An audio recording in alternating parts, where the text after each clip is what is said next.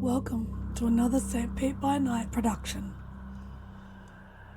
The following is rated for mature audiences and may contain graphic themes that will be distressing to some viewers.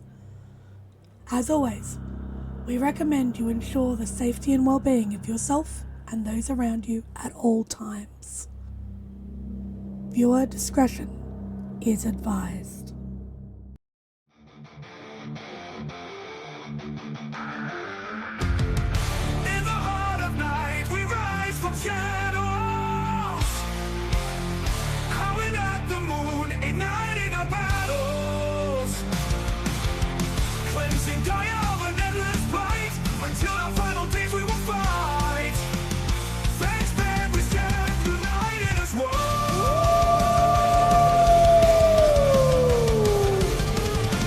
Evil spirits lurking with horror and dread. Little light leads us where the grave dare tread. Glory and honor, wisdom in our hand. Together we rise, take our final stand.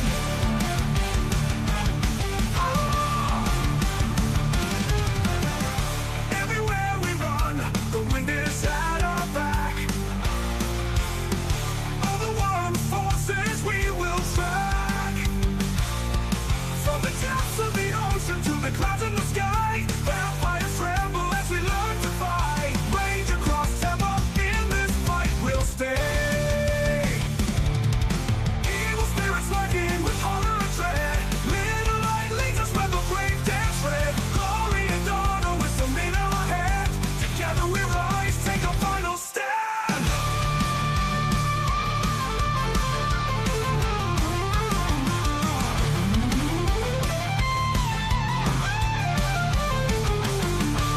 Rage across Tampa, in this fight we'll stay.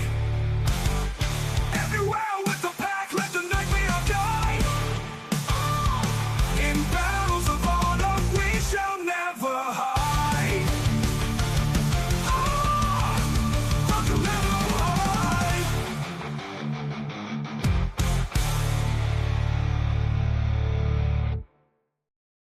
Good evening and welcome to the St. Pete by Night Entertainment Network. St. Petersburg by Night is an online World of Darkness role-playing community originated in St. Petersburg, Florida, but now spread to the world at large. My name is Kent, also known as Misha Kent on all social media, and I will be your storyteller tonight.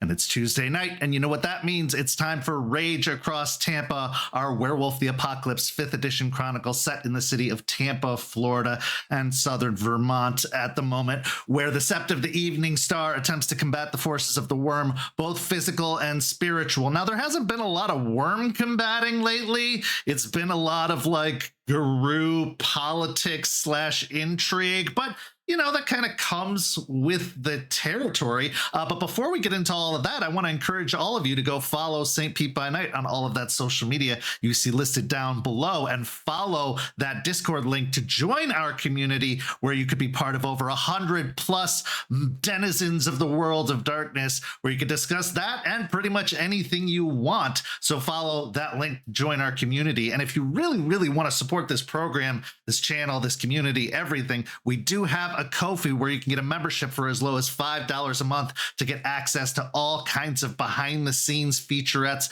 including Rosebud Thorns, including early access to artwork, and much, much more. So follow that Ko-fi link and sign up today, and know how much we appreciate it and how much it truly does help benefit all of the works we're trying to do here. Now, of course, I couldn't tell this story alone, even though some people tune in at the weirdest times and see only like one face on screen or two faces on screen, and they have to ask, like, is this a 2-player game? And no, I promise you, there is a full group. We just did a lot of production value so that, you know, people could go to the bathroom and stuff like that. Anyway, let's introduce the amazing cast of characters that make Rage Across Tampa possible. Players, go ahead and introduce yourselves, if you please. Hi, everybody. I'm Champ, Champagne, Grand Champion, Breed Winner Regional, National Winner, Princess Donut, the Queen Anne Chunk. Whatever you want to call me, I will be playing Aspen Weiss, Philodox of the Silverfangs. Hi, everybody. I am Nori, and I will be playing Jester Silvertongue, the Galliard of the Black Furies. Hey everyone, I'm Preston. I play Jason Thorne, the Urge of the Bone Gnar. Howdy do. How are all of you? My name is Nick. Tonight I will be playing Izzie, aka Entwined Smiles with Claws, the Auroon child of Gaia. God damn it, Donut. And also, Jester might be feeling a little bit more malicious once again, having spent the past month in Vermont surrounded by Silverfangs, but that doesn't change one's deed name once they receive it. At least not yet. Now let's get everybody caught up as to where we are now. Last week, we saw Isidoro meet with Larry at the biker bar to get a little bit more insight into the history of the Howlers, as well as any potential leads that could be given as to the current outbreak of riots and vandalism that have been happening throughout the city. He came to learn that there is possibility that some former members of the original club that had broken off to start their own off branch may somehow be entwined and may even have some knowledge or vague knowledge of some guru glyphs from their time of sharing a motorcycle gang with Ryder. We then saw Aspen and Jester meet with Elias and try to get even more idea of what the hell is going on, as well as try to argue the point that things need to change within the Guru Nation if the Guru are to have any hopes of surviving the future. However, Elias came back as a voice of the North Country Protectorate with all of the arguments the Guru would make in response to the statements that were made. And needless to say, this led to a great deal of frustration for Aspen and Jester, frustration that in fact they are carrying over through the remainder of their stay here in Vermont. We then saw Jason also meet with one of the Howler motorcycle gang in the form of its president, Bruce, where he also got some insight into the history of the gang and what's going on, and a little bit of leadership advice from one leader to a temporary another leader, and hopefully that can help steer Jason to be the leader that Bruce believes him to be. After the break, we saw Jester come upon a secret wooded rendezvous between Katarina and Ingrid, and then afterward it led to a conversation between Jester and Katarina about pursuing what one wants versus the idea of responsibility to one's family, to one's tribe, to one's sept. And they talked a little bit about why hadn't Katarina made a bid to be queen and take over for Jonas Albrecht and all of the complications that come with that. We then saw Jace and Izzie go to visit with Suni and Braxton, and they had a little bit of a skateboarding / roller skating adventure to earn the right to ask some questions of the Nuisha, who seems to know a great deal more than they ever seem to let on, as well as some foresight into the future.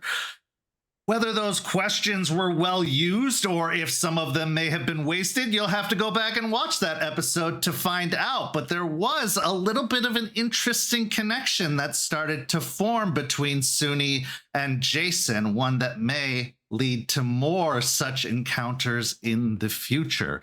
And then finally, we saw Aspen meet with the voice of the North Country Protectorate, the voice of the Guru Nation, in the form of Seraphine the Galliard, who acts as sort of a herald, an ambassador, and message giver, and all kinds of things for the Guru Nation. She really tried to feel Seraphine out and find out what Seraphine's motivations were within the court and what their preference was for the future of the Guru Nation. But as all political intrigue goes, she couldn't quite get to the core of it, getting a lot of the platitudes and typical answers that one within a court position might give, which is definitely not helping that growing inferno inside of her against not just the idea of the Guru Nation, but against the idea of the Silverfangs, her own tribe as well. Needless to say, we have quite a story for you tonight, a story of more than one hunt. So let's get into it by starting with Vermont. Aspen and Jester, you were given some advance notice of a hunt that was to take place in celebration of the return of the heir, in heralding of your arrival in Vermont.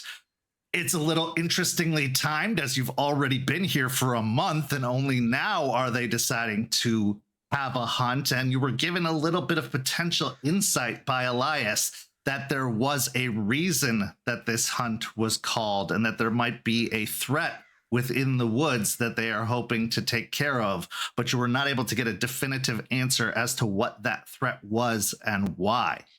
But it's hunting day, and as we reach dusk, just as the sun is setting on the horizon, the dark preparing to take over the landscape, the entire sept, minus the king, Mari, and Elias, are called all out to the clearing at the edge of the woods. Here we see Winter's Breath, as well as Anastasia and Iron Oath Volkov standing, gathering everyone together as they prepare to announce the hunt and its official gathering. But before that happens, there is a little bit of time as you can mingle about as everyone is getting together. You can see that Artie and Charles are here, as well as pretty much everyone else, including Katerina, Ingrid, and even Stoneward has made an appearance for the purpose of this hunt. But as there are groups mingling, everyone kind of walking around, preparing themselves, making whatever preparations they see fit, you even see a few of the members of the Sept starting to strip off their clothing as if they are prepared to go into a lupus form by choice. Needless to say, the scene is yours, and it is a wide open field to discuss with anybody you wish before the hunt officially starts. But you can start with each other if you would like to. The scene is yours.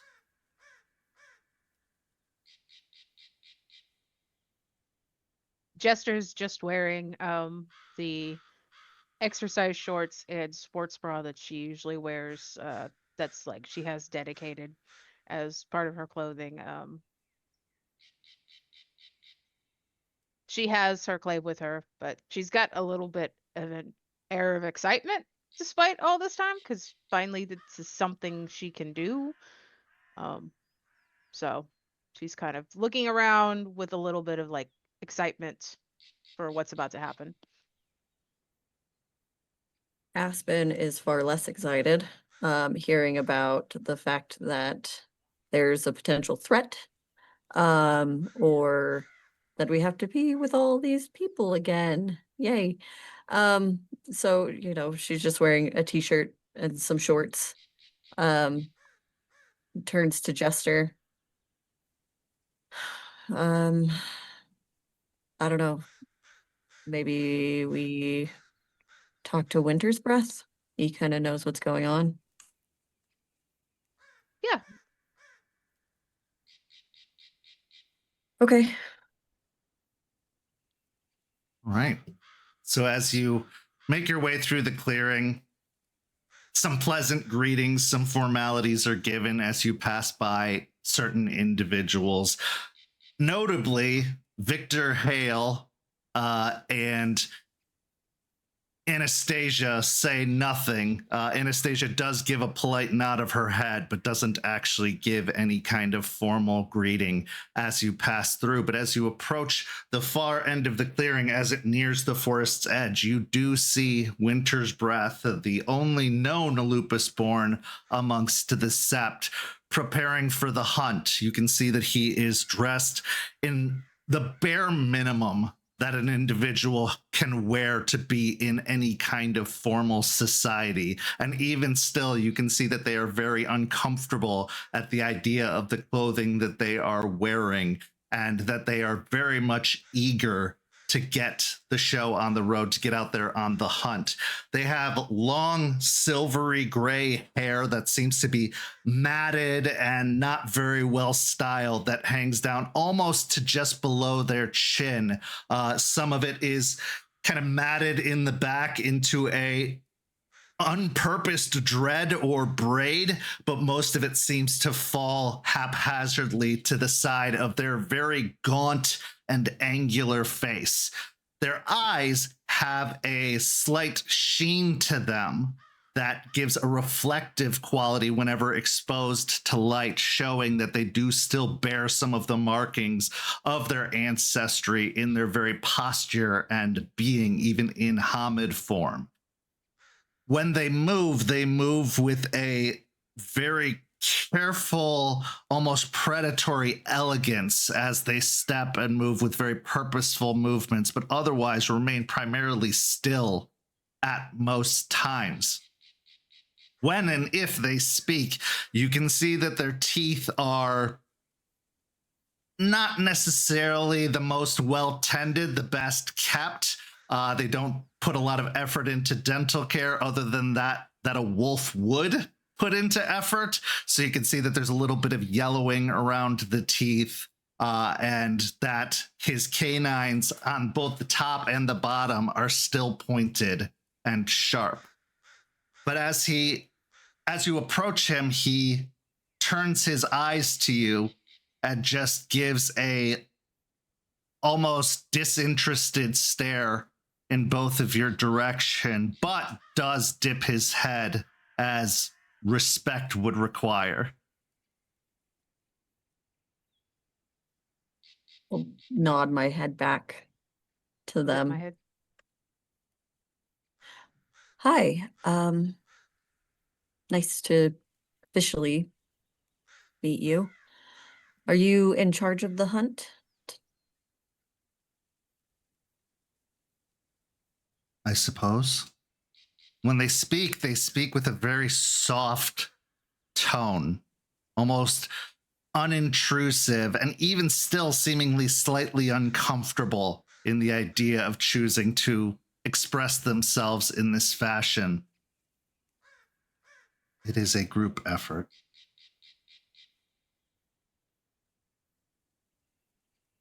Absolutely. It was just, you seem to maybe have the most knowledge on what we're hunting today. Yes. Any insight you could give us?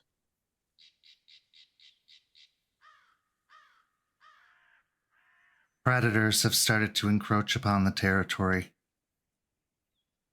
coming down from the mountains above and entering into the area.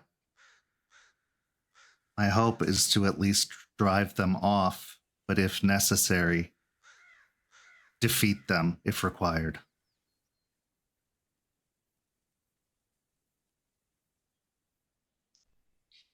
Any particular type of predators?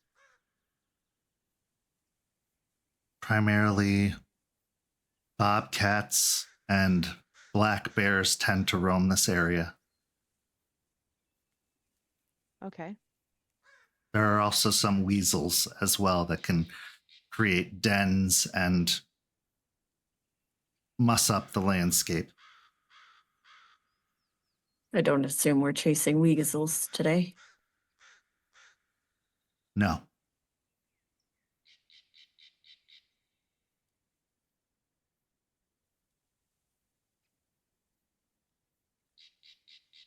How long have you been in this sept?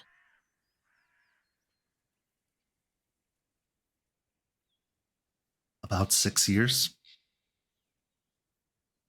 You can actually see that his fingers are twitching as if he's trying to remember how to count and the numbers. How do you like it here?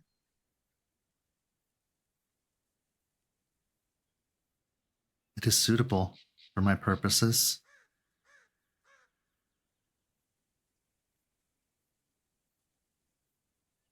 Treated well here? Yes? Yes. I'm given free rein to come and go as I please, as long as I maintain the land and the woods and alert the sept to danger. I am left to my own devices.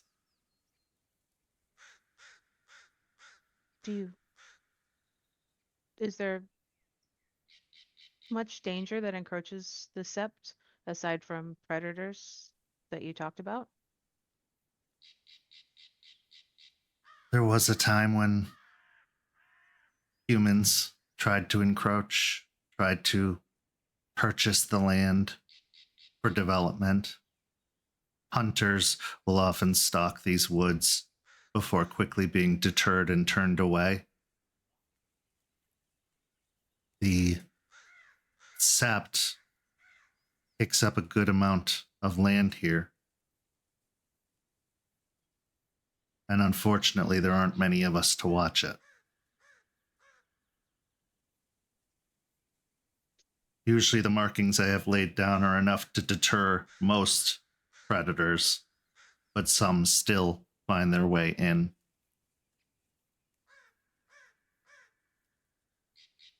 How is it being here in a sept of such high regard as a lupus-born?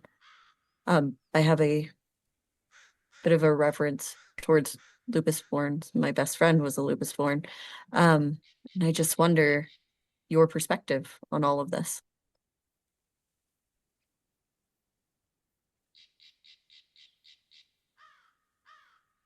It was odd at first. The way things work here are very human in nature. But I suppose it makes sense to a certain amount. I consider it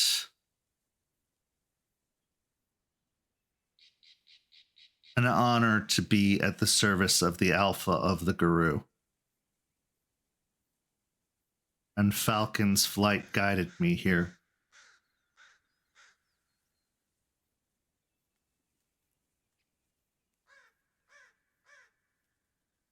Is there anything you would like to see more of?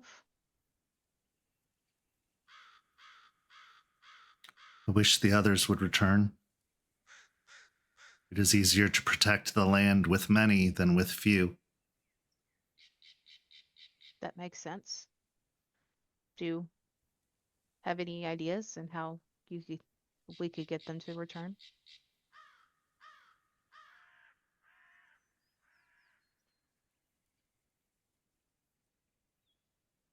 Less human politics. More remembering why we fight. I kind of agree with you on that. Makes sense. The Alpha is sick, and yet they won't depose him or challenge him or remove him. This in its own way is dishonor to him as an Alpha and a leader. Why have you not? I do not want to lead. It's a fair point. If you had to see something change in the politics to make it easier or lupus to thrive, what would you like to see?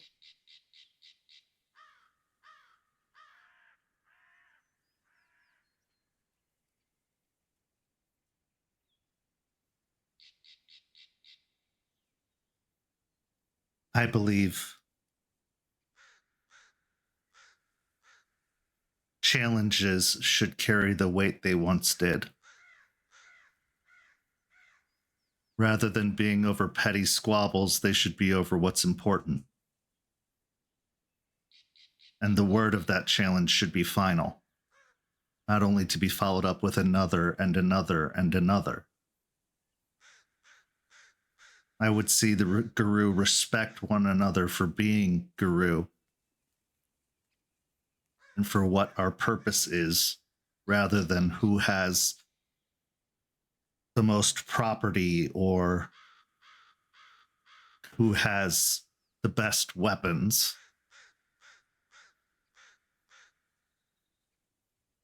But I would also respect others leaving to tend to their own lands rather than remaining here arguing over nothing.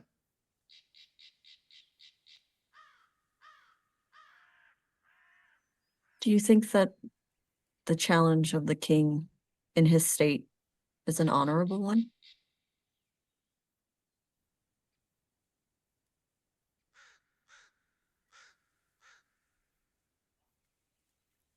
When we grow ill, when we become sick, there is rights initially created by my kind that allow one to pass on honorably. But they also must choose to subject themselves to this right. And the right master, he looks in Anastasia's general direction, does not believe that it is the best course of action.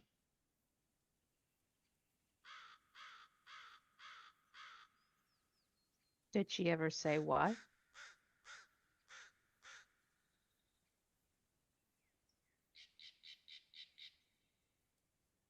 Because the king is not in his right mind to submit to such a right.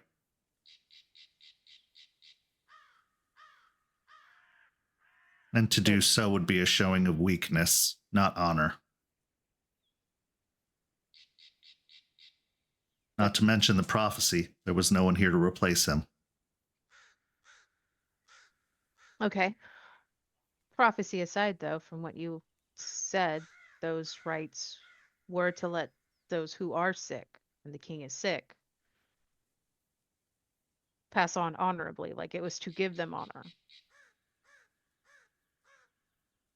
But they must know they're sick. See, that's the funny thing with sickness. A lot of times, people who are sick don't know they're sick. It can only be seen by those around them because they believe what they're dealing with is fine. This is one of the many issues with humans. They stay alive longer than they should. They keep others alive who should have passed. It is not the way with us. If you cannot hunt, you do not serve the pack. And therefore, you must pass on.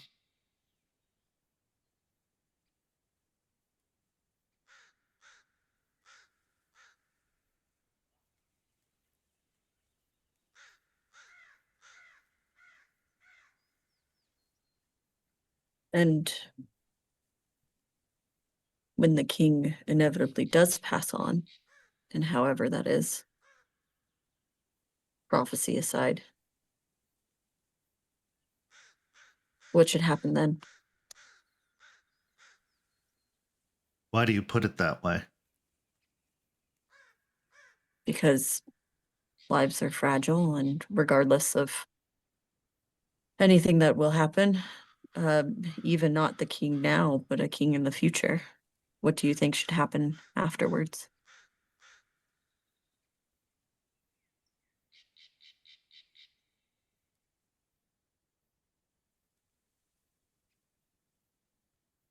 You do not believe in the spirits? I do. Then why do you so easily push aside their words? I was asking from a perspective without a prophecy. There won't always be a prophecy. But there is a prophecy now, so I don't see how that is important. We think it's important because if the prophecy is fulfilled and Charles becomes king, what if he grows sick? What could be in place so that we're not repeating what's happened with our current king? And the pack and the spirits will decide what comes next.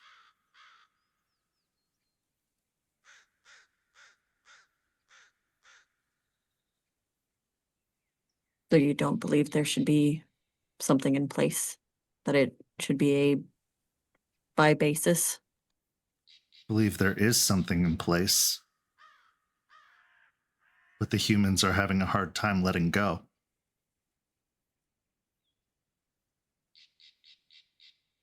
I agree that this scenario, this one here, is complicated. I guess I was just asking a perspective of what comes in the future.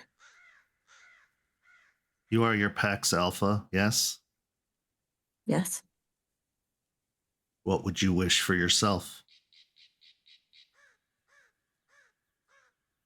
That someone capable, more than one capable, would take care of what needs to be taken care of in my stead. Who decides who is capable?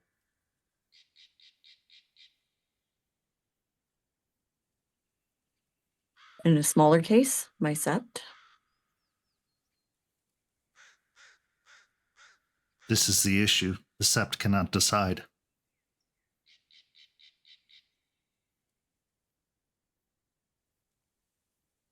So who should decide in their stead in the future?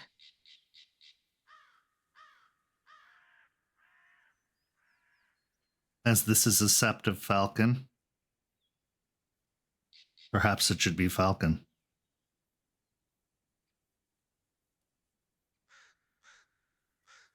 Even if this is over the whole of the Guru Nation?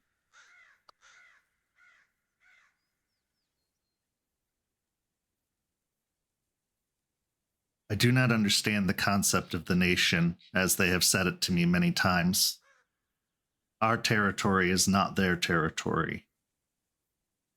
I have been told it is meant to lend aid, but what aid can we lend? There are so few.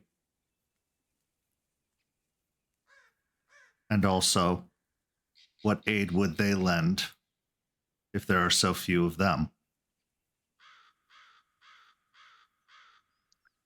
Well, it kind of work as maybe a rotation.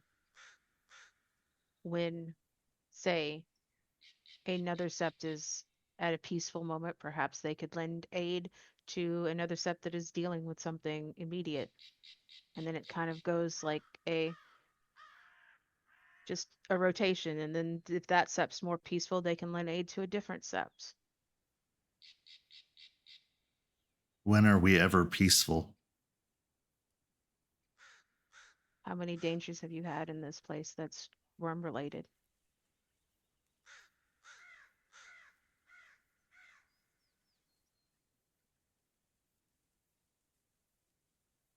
But it isn't just this place. This place once stretched from here to the water, the great water, where the sun rises. It has grown smaller and been contested, and we have lost a great deal of land and territory to the worm, yes.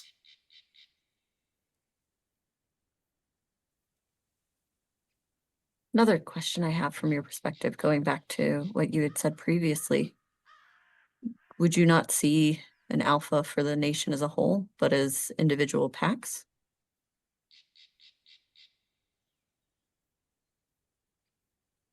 How does one decide what is best for everywhere?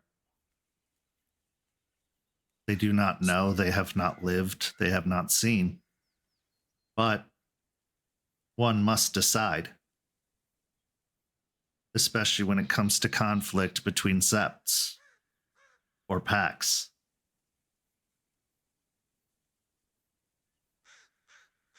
This is why we challenge. And this is why challenges should be respected.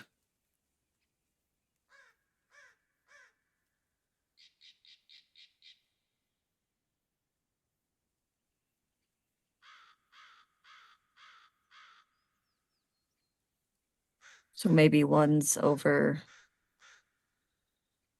areas, but not a whole group, a whole guru civilization. Maybe.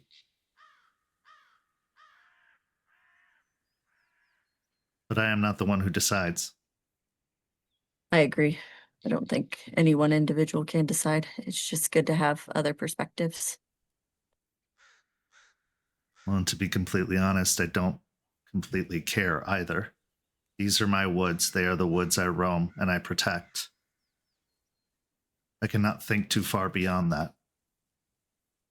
It is too massive in scale to even comprehend.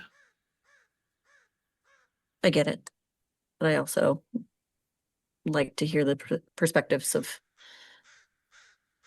the lupus born in all of it, because there are so much human politics that I think sometimes the lupus born aren't heard as much as they should be.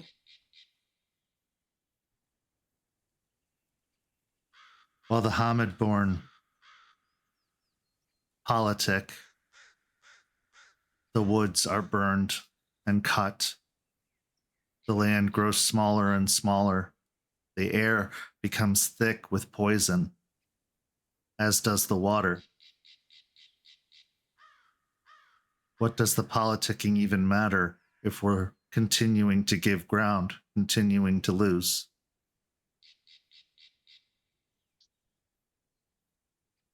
Yes.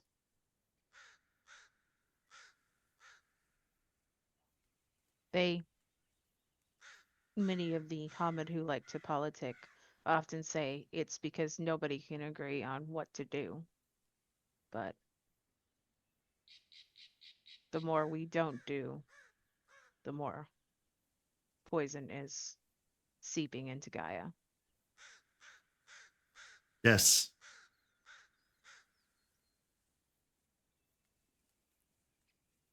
But also the strong must lead.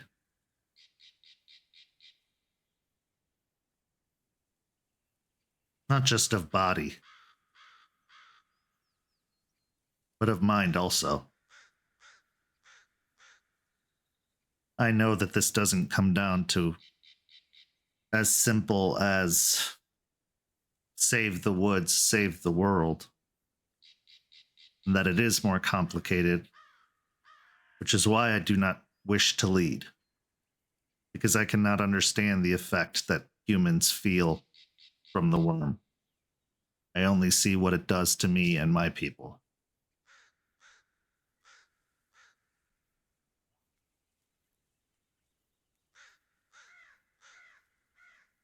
I understand.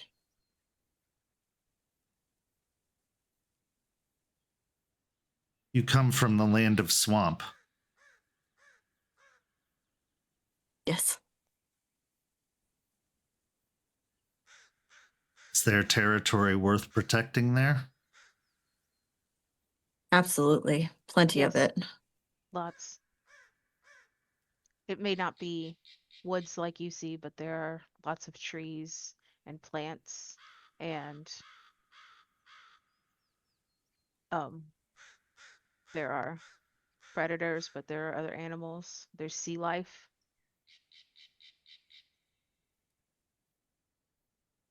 Is it not very noisy? It is. Can be, yes. But there is a lot of nature around it that we hope to protect.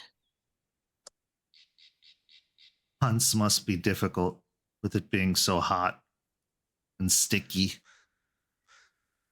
The humidity is definitely something to get used to. It is. Why? Why? Why the humidity? Why get used to it?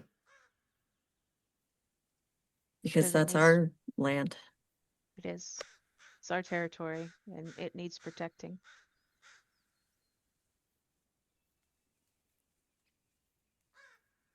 Can you not protect it from someplace more comfortable?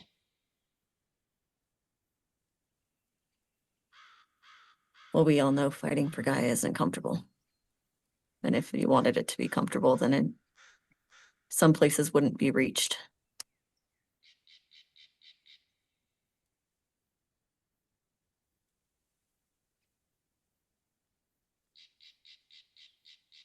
Do you fight because you have to or because you want to? Because I want to.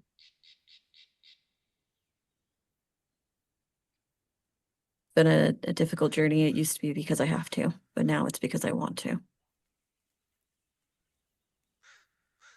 I understand that. It was difficult to learn the bigger scope of it all, the larger idea of it. At first, it felt like I was doing what I've always done, but then it became more complicated.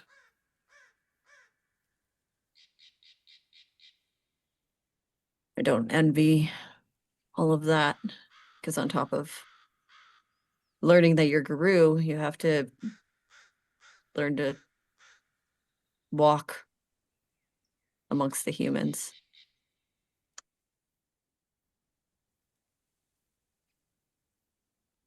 I do not like that part. I don't blame you. Some of us Hamids don't like that part either.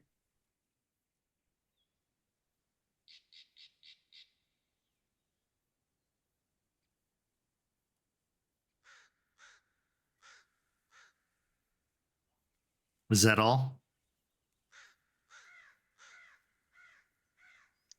I'll look to Aspen.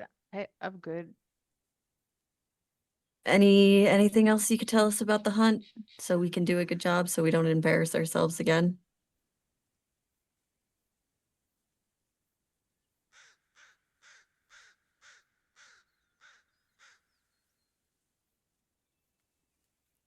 Stay together.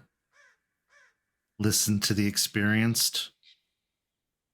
I am to be your guide and leader on the hunt so that you don't get lost in the woods or killed.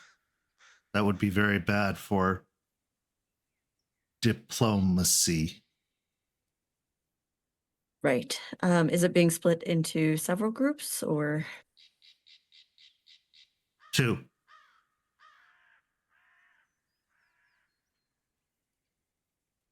Who's on our team?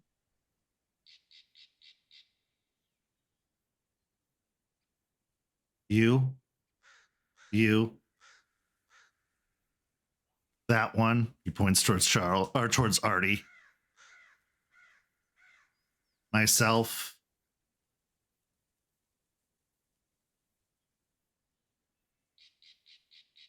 Brother Varga. Ingrid for strength. And Stoneward.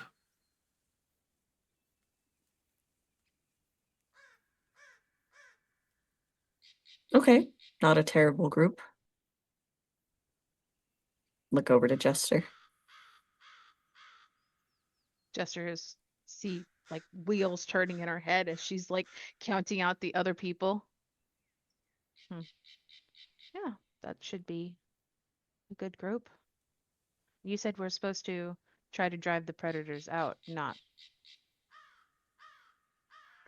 not fight them. That is the hope.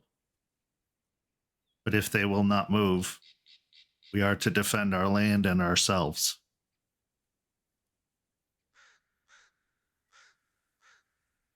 Understandable. Well, I don't want to keep you. I'm sure you have plenty to get ready for. Your voices are groups. strange when I said who was where.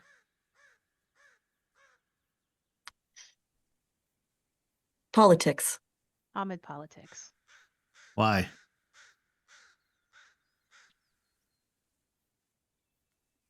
Oh, look to Aspen. Let her take this one. There's seems infighting.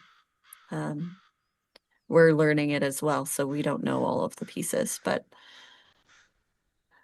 not everyone is happy with everyone else's decisions, and it's caused tense relations between certain people. It is a big decision. Yes. I hope they decide soon. I agree. I think we keep holding off on it, then nobody's fighting for Gaia in this place, right?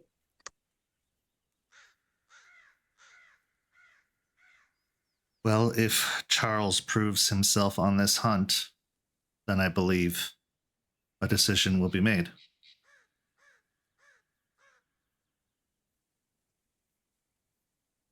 He's supposed to prove himself on this hunt. He hasn't already proved himself with the years that he's traveled the nation.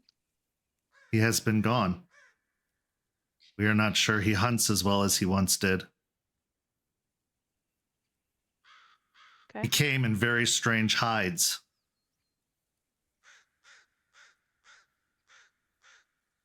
There is worry that he has become too in touch with the Weaver.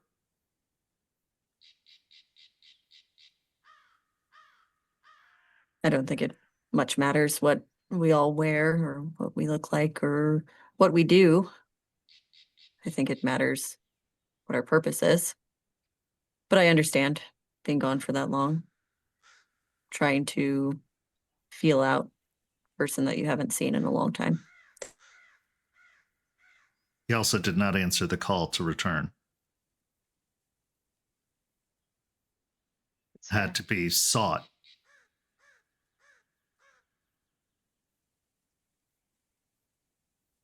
So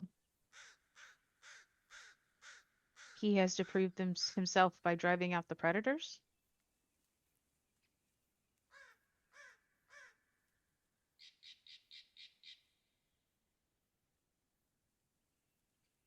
By working with the pack.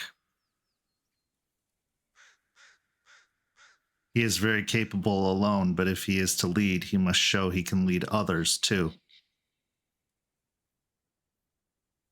Okay. I'd like to roll an insight. Sure.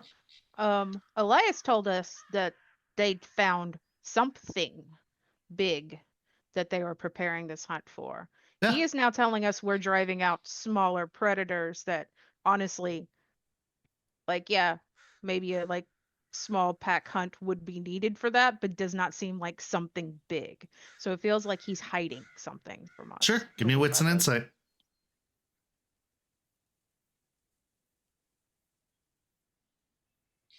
I do have another question, if you don't mind. Why would I mind? Well, if, we've overstayed our conversation, I didn't want to keep you if you felt like you had other matters. I am waiting for the hunt to begin. Everything else is trivial. Fair enough. If this were a pack situation, and there were ones in the pack trying to harm others within the pack, what would the pack do?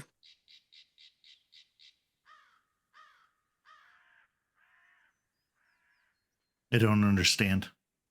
Not in a honorable way, not in a challenge type way, not in a disagreement type way. If another wolf were trying to kill or harm another wolf in the pack, what would happen? They should be removed from the pack. They cannot be trusted. And they do not have the greater pack's interest at heart.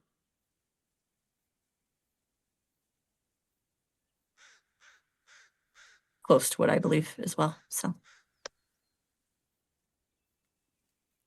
But I don't understand why they would not just challenge.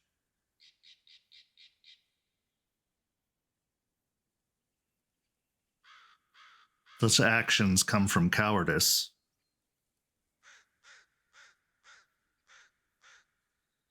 I agree.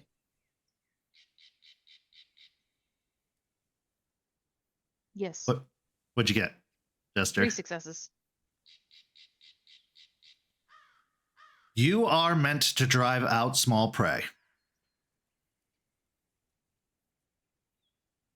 Okay. That is the purpose of your hunt. Mm-hmm. But he's being cagey on Charles's group's hunt. I wouldn't say he's being cagey, he just doesn't see why it's relevant. Okay. That is their pack's hunt. Your pack's hunt is to drive out the small prey but it's not even small prey. He mentioned bears and bobcats. But clearly they have another purpose. And your purpose is to help reestablish the territory.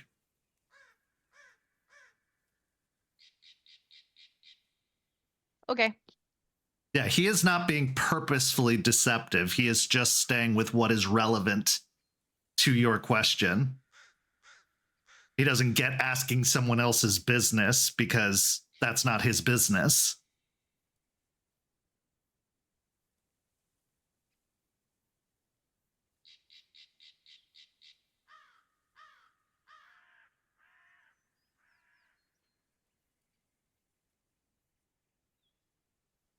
Okay.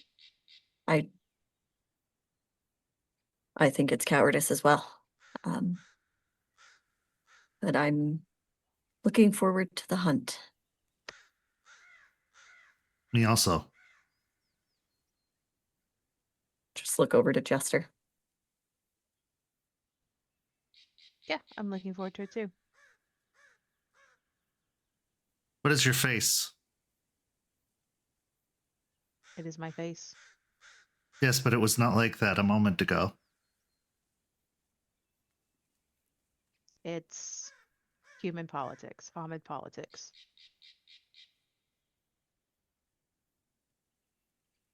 I understand some things. You can't say everything is Hamid politics as if that is enough. It feels like there's two different hunts going on. There is. I thought this was supposed to be one hunt. It serves the same purpose.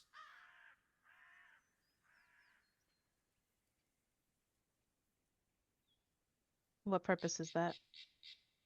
Protecting the territory. I think on the Hamid version, there are other purposes involved, and that's where the Hamid politics come in. Testing the one that would be king. Yes. Celebrating his return and preparing him for his becoming alpha.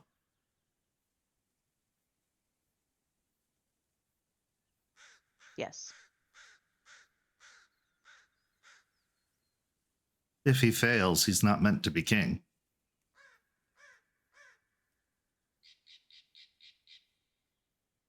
I don't think he's going to fail. He just shrugs his shoulders. We do not know until it's happened. I mean, is that not what we have renown for? Yes, but renown is not as it was.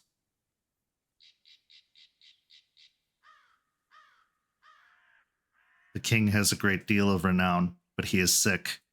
He is feeble. And he does not hunt or fight.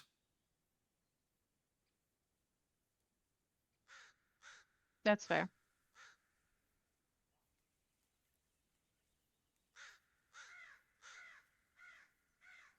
So why is the Sept not hunting together? They are. Separate quarries, I guess. Yes. There are enough of us to be separate. I did hear that the hunt was something dangerous, though. Is not every hunt dangerous? Especially to those that do not hunt? A larger threat than just a animal encroaching on a territory. Yes. At this point, Anastasia clears her throat. Everyone, it's time to gather for the hunt and for it to begin. We will be separating into two separate groups. One of them led by the heir, Charles, the other led by Winter's Breath. We have divided the territory into two sections for the two different groups to sweep through and hunt. There have been reports from Winter's Breath that other predators are trying to encroach upon the territory. We are seeking to reestablish the bounds so that the future king will be able to ensure our safety and security, not coming from a place of disadvantage further than we already have.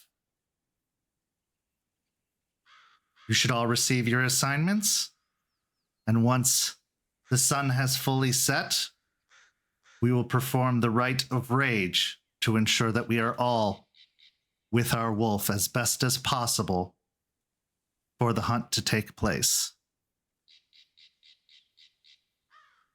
She gives Aspen a eye contact look. To not participate in the rite would be to insult the hosts, so we expect all to participate.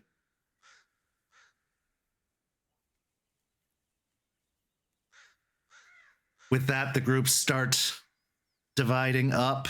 Everyone's starting to kind of get into their collective groups. You can see Ingrid looking towards Katerina before making their way over to your group. Roll me a wits and awareness.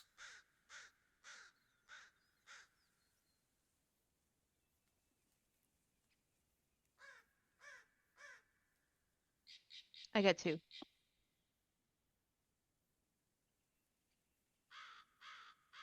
Three. Aspen, you can see over to the other group. Victor Hale is approaching with several long objects that seem to be wrapped up in a hide, but you can't quite make out what the objects are. I'll point them out to Jester. Like, kind of tick my head over there, that direction. Raise a brow. We're hunt. Well, you know, it's a different hunt, so. Place is frustrating. But on a brighter side, if I had known, I would have just talked to Winter's Breath this whole time. He was pleasant. He's a lupus born. Of course you think he's pleasant. Fair enough. So as the two separate groups get together, you see Winter's Breath actually drop down into his lupus form and start herding all of you together in a circle. He then moves towards the center of the circle and begins kind of barking and a little bit of growling. And you can feel the energy start to build amongst everyone. You actually see that Ingrid herself has also dropped down into her lupus form, her fur a brilliant and bright, almost fiery red to match her hair. You can see that brother Tomas Varga has pulled out what looks to be a hide-skinned drum and is starting to beat gently on the drum in an almost rhythmic heartbeat that starts to pick up more and more and more. And you can feel almost like goose flesh break out across your arms. You can feel your hair start to stand on end as the rite of rage takes place. Everybody gain 1 rage, putting both of you at 4. After a moment, you hear the sound of a horn blow, and you can see that Victor Hale is holding what looks to be a horn that is made of bone of some variety. And then everyone emits a loud howl, starting as a chorus from different parts that all start to join in and gather together, echoing out.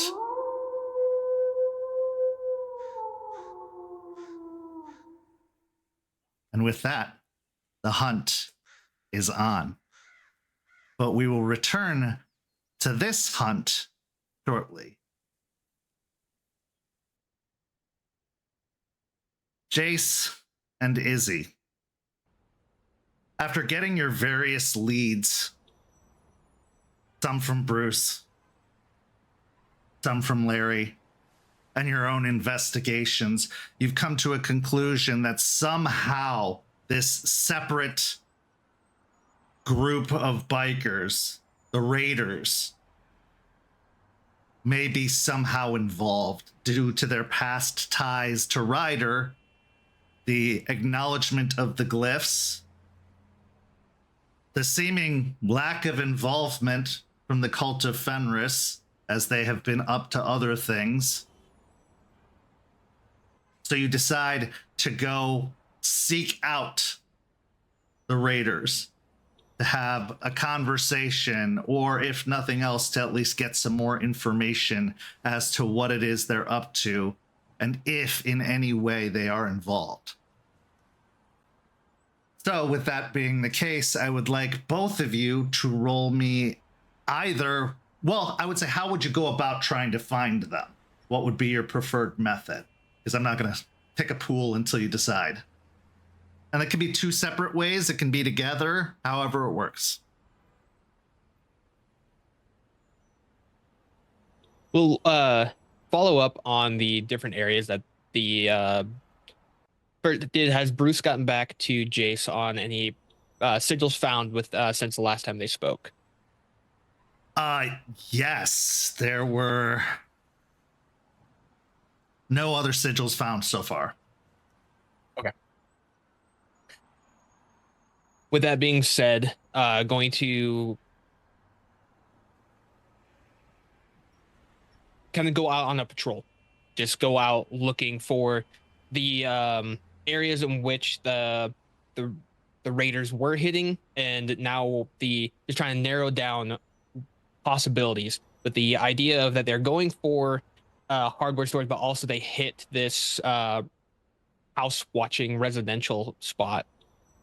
So wanting to look in those various areas to see if we can track down anything from that point. Okay, give me a wits and survival or investigation. Now you can either roll separately or together, unless Izzy has a different course that they wish to take in terms of trying to seek out the Raiders. Yeah, for Izzy, before I make a decision, did the interaction with Larry and Jason's interaction with Bruce yield that former roster? Like, did the Yes. former membership include, like, addresses, or at least, like, places where they might have been known to exist? Specifically, I would say it'd be more contact information than addresses, only because, you know, some people move about or they don't want people to know where they live for one reason or another. But they do have methods of getting in contact with them, like old phone numbers or email addresses and the like. Okay. With that information, Izzy would probably have maybe tried to see if and you'll have to forgive me, I forget the applicant's name, but the one who matches with the Mongol Raider, the one who showed up at I believe so, yeah. Ricardo Estevez, remembering that right? Estevez, yes. Yeah. Yeah. Would him applying have included a house address? Like, as part of, like, the form to show up, like, you know? Yeah. Oh, yeah. The one at the gym? Absolutely. Yeah, Okay. It would have an address. Izzy would recommend Jason, in that case, start scouting around there, if that helps with determining what to roll. Okay. Yes, if that's the case, I would say it'd be a wits and investigation roll for sure then, if you are following the address. And if you look up the address first, you would find that it leads to a trailer park, actually, out on the eastern side of Tampa, not that far from the biker club, but far enough that it's kind of closer to the edge of the farmland, the place that, you know, a lot of the hives used to be from the infected, just a little bit closer to the city than that. Rage, I assume, is 1 at this point? Or I would say your rage is probably a 2, because you know you're going into a pretty dangerous situation, all things considered. 2 successes. Okay.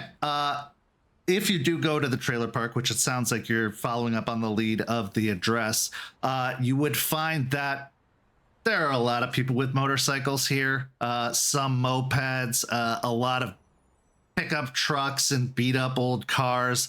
However, when you go to look at the Estevez property, you can see that there is a for rent sign out front. These complexes are usually managed by a management company, and if you don't pay your rent, you get evicted, and they will re-rent out the property to someone else.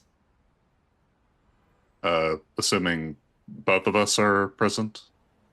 Yeah. Yeah. Unless you choose to split up. Yeah, Izzie will look over to Jason. Okay.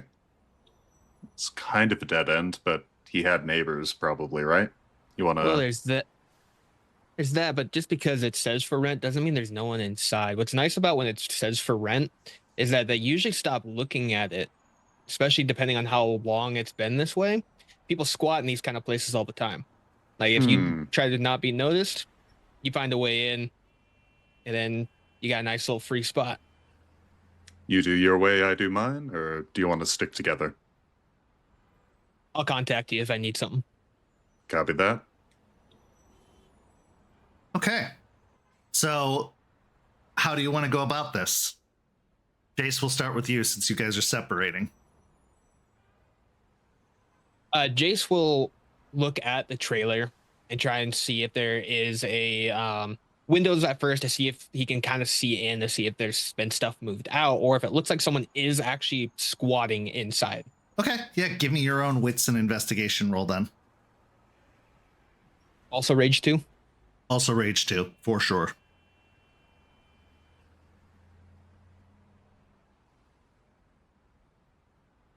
Three. Okay.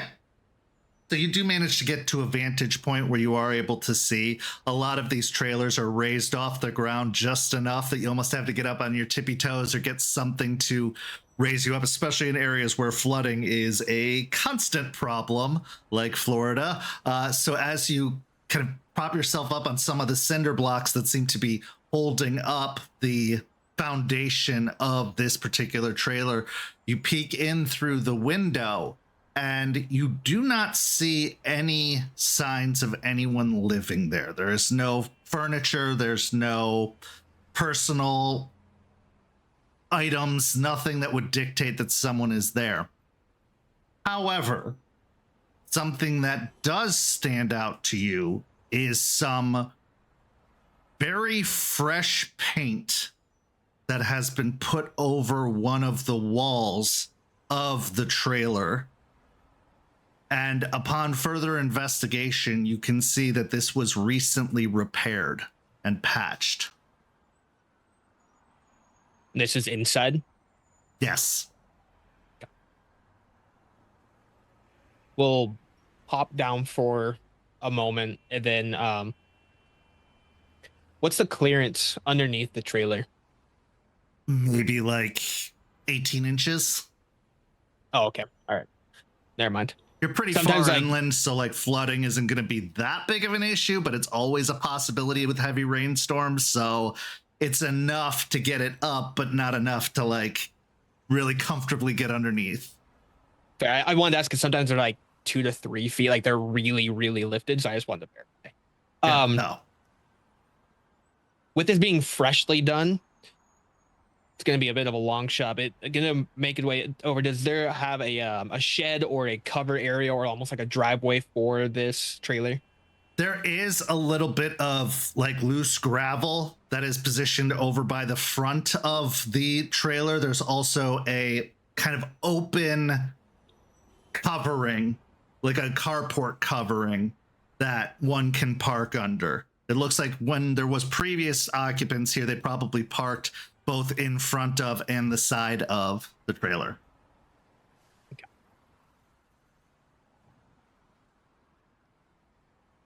Are there any that I know, like I said, it's gonna be a long shot.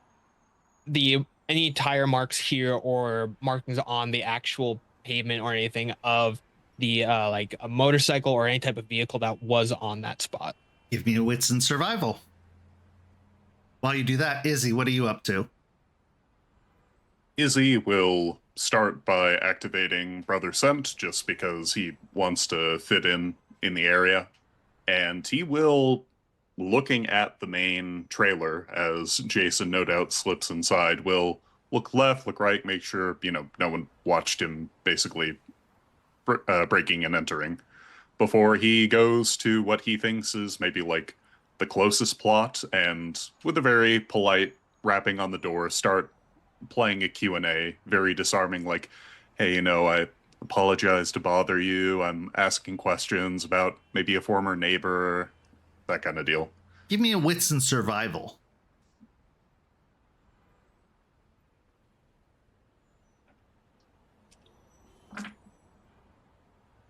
One. Okay. So what you're able to learn is most people don't talk to you. I'm assuming you go to a few different trailers. Like, it's kind of a mind your own business type community. But you are able to get a little bit of information, and that information being that particular trailer's been empty for the better part of a year, more than a year. Okay. Assuming he can't dig up any other information, just being a polite, random stranger knocking on someone's door. Not with one success, no. Yeah. He will return to Jason. Okay. Jace, what'd you get on your survival check? 4. So as you're looking at the pavement, you do see on the edge of the pavement, almost on the curb that goes up onto the kind of gravel that is placed out front of this property, some very, very faded tire treads.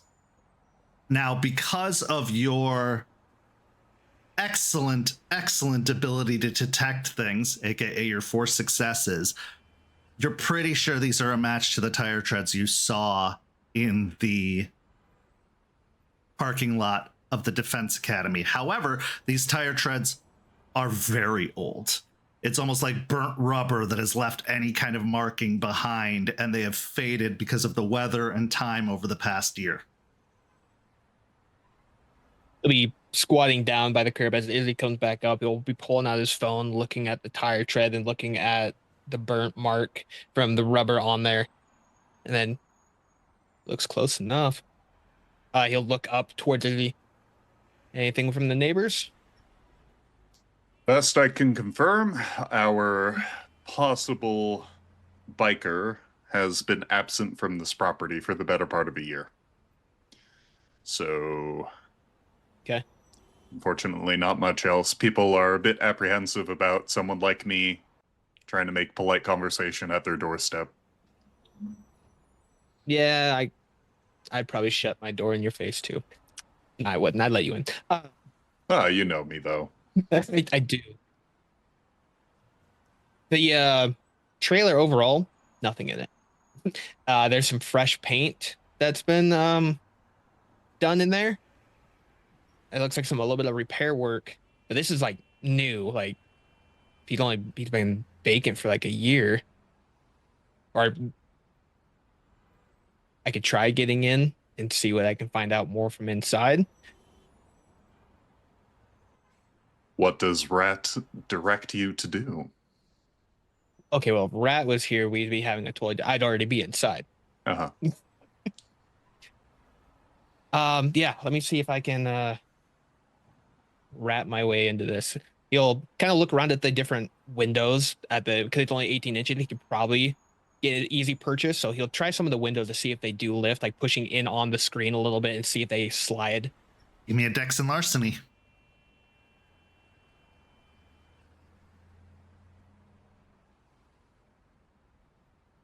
Two successes. Okay. As you're going about the outside windows, you do find one of the windows is very loose in its frame, so you are able to push it open. However, it seems like the foundation of this particular window isn't seated very well anymore. Like, so the frame itself is kind of loose. You're pretty sure that you can pry the frame out enough to get you in if you needed to. However, it's not a very quiet process. Whistle over for like Izzie to come over. What you need?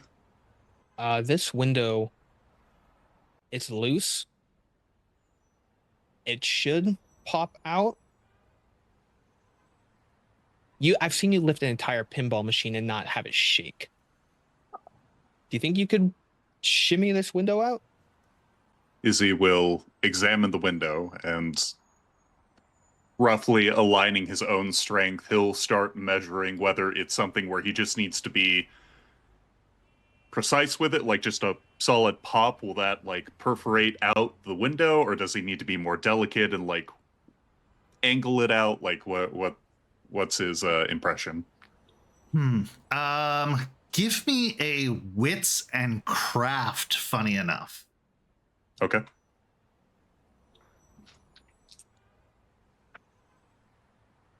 Ooh, 2. Okay. So window frames are usually set into an open space with a bit of a border around it, and then they're screwed in at the supports around the edge or frame of the window. That's what holds the window in. You don't see the screws a lot of the times because they often come with caps that they'll put on the screw heads to make it blend in with the overall frame itself, or they might even go so far as to install some simple siding or covering to cover up the screws. Luckily, this place isn't that fancy, so you can actually see the screws themselves into the frame. What you are noticing and what's making it loose is it's likely that the frame is experiencing some wood rot. And so you could just pull it, but it is likely that it is going to take some of the wood frame with it, with the screws like breaking out of the wood frame.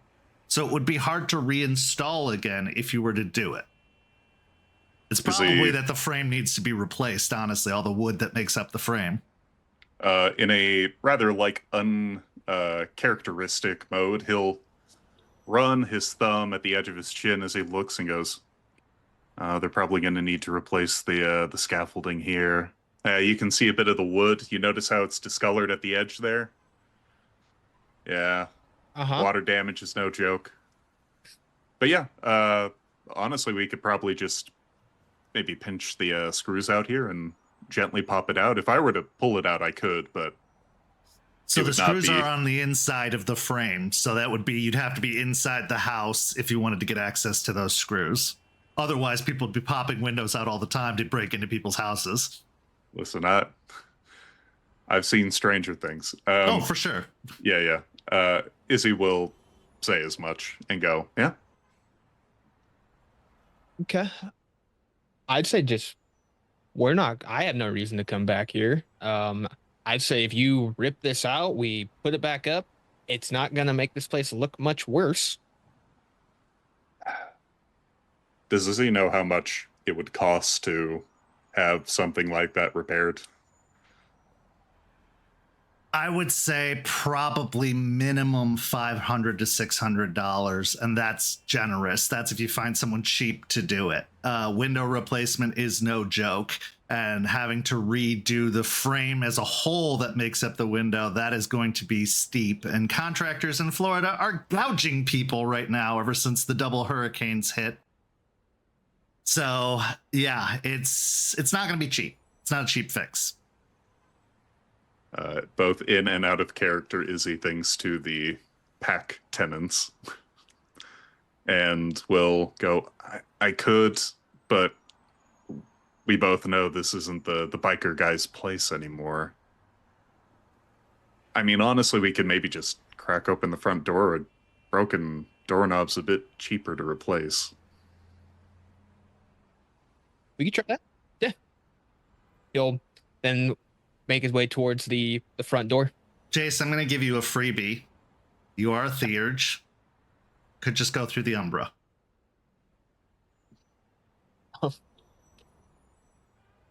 Yeah, he'll be walking towards the front door, and he'll be like, or we could just do this good old back door in a way. He'll drop down to his knees and get a handful of gravel and dirt and kind of make it into a circle on the ground. And then he'll spit into his hands, making almost a little bit of mud, and then grab that circle and then throw it at into the air. And then we'll attempt to step into, what's the gauntlet going to be here? Or I'd say the gauntlet here is probably a 2, maybe 3. okay. It's close to What? farmland, which would make it lower, but it is a basically Weaver property effectively. So yeah, we're gonna say it's a 2, not quite cairn quality where it's just almost an immediate success, but a little Would I bit be of able to resistance. just take half? Yes. Okay, I'll just take half. If half will get you 2, yes. I was even going to offer, would Jason be asking Izzy to join and contribute to the ritual? But if you're good on it, then. I mean, you would have to if you're going with him, if you want to go in as well. Okay. So, yeah. Okay. Yeah, I'll let you take half on this one. Mostly because a brutal outcome would be not something I want to deal with right now. So you do step into the Umbra, and you see that you can see some of the Weaver's presence here, but nothing in this area is so permanent or so historical that it has a lasting impression upon the Umbra. So the transition in is not that difficult.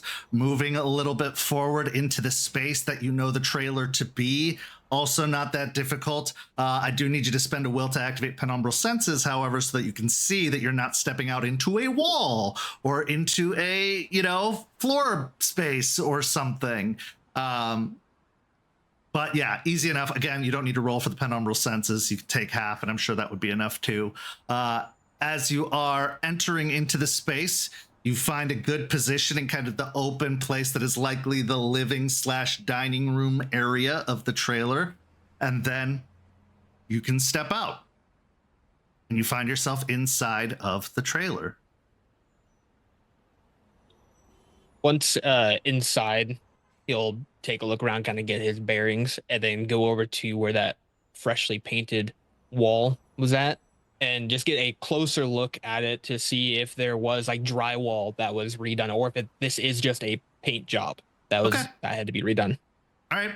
I will give you another chance at wits and investigation for more details, but since you noticed that it was replaced, I'm going to give you an extra die to the pool to try and find out any further details about it, as you have a greater vantage point now than you did hanging to the side of the trailer looking in through a window. Would Izzy be able to assist in this case? If you have dots at investigation, absolutely. I got 1. That's a 6 with a crit. Okay. So what you are able to determine almost immediately is that this is new drywall that was put in here and painted. Something happened to the old drywall, as in a big hole was punched in the side of this particular area. It's not out of the trailer, but it's definitely inside the trailer that something was punched out effectively. With your 6 with a crit, I will say that you are able to go to the other side of the drywall. And as you are inspecting, you can see that there is a faded portion of some more of the area that's been painted over, where you can see the edges markings of spray paint. And it is seemingly at least the edge of the same glyph of rage. It's been painted over, obviously, but at one time, likely on the original wall that was there was a glyph of rage. He'll relay his findings to Izzy. Can definitely confirm that this guy uses the glyphs. Like, if he lived here, saw it at the gym, I think that we got to find where this Ricardo guy went off to. Yeah, Unfortunately, but where? that's the other thing. If he lived here, the neighbors aren't willing to talk. Is there anything else we can maybe dig up while we're here? Izzy will just look around generally, like as if he's expecting a note saying, I moved to wherever, right? But Short of going to the actual manager, the trailer park manager, but the likelihood that they'd give us any information, especially if they're going to be moving, they usually don't give that kind of stuff away. yeah. Okay, so there are a few possibilities. One, you don't have to restrict yourself to just the people in the area. There are spirits that take up domain here, so it is possible you could reach out to the spirits for more intelligence. You could try to potentially make contact with any contacts or allies you have in the area to try and gain some more information. You could do some internet research if you wanted to see if anything pings in regards to the Raiders Biker Club. So there are a few possibilities here, but the varying levels of success will be different depending on which approach you take. Izzy will think. Go ahead.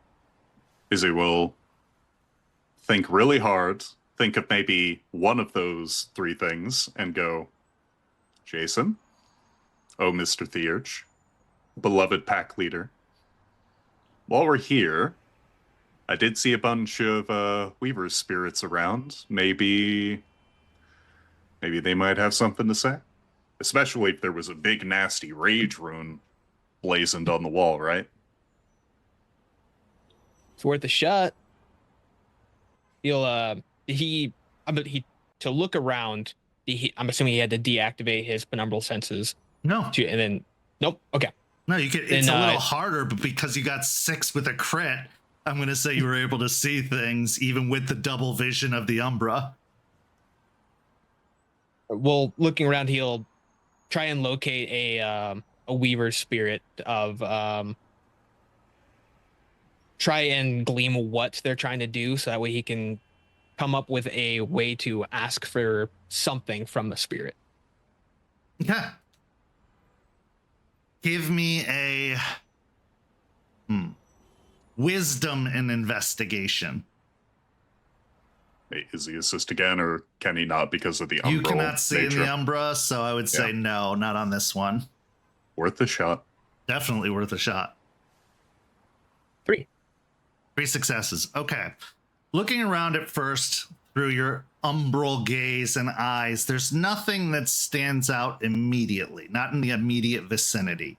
The power to this place is off, so there's not, until somebody moves in, they're not going to have power for it. Why waste or have that expense? So as you look around, your eyes are drawn not based off of something you see, but something that you hear, which is the sound of electrical currents buzzing through some of the lines that go over the trailer park.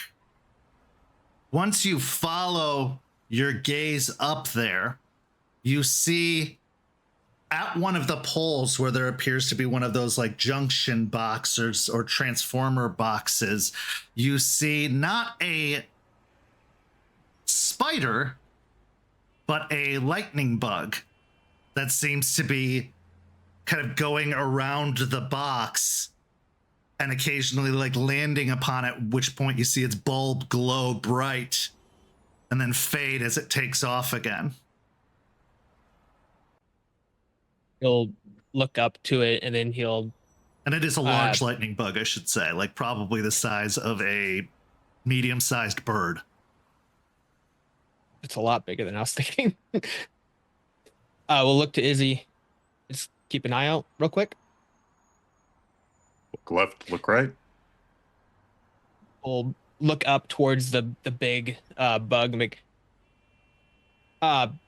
Sorry to bug you, but wonder if you wanted to chat real quick. I have a few questions, and I think you might have a few answers. It looks like you're pretty busy, but I might be able to help out with whatever you're doing. What? I can't hear you down there. Speak up.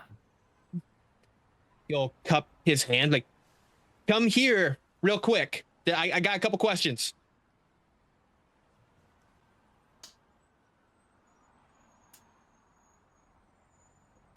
You hear a trailer door fling open somewhere in the complex, and someone goes, "Shut the fuck up!" Eat a dick. Sorry about him. Go ahead and make me a charisma and persuasion check. Izzy sort of leans in after the neighborhood comment and goes, Jason, should we cross over into the Umbra again?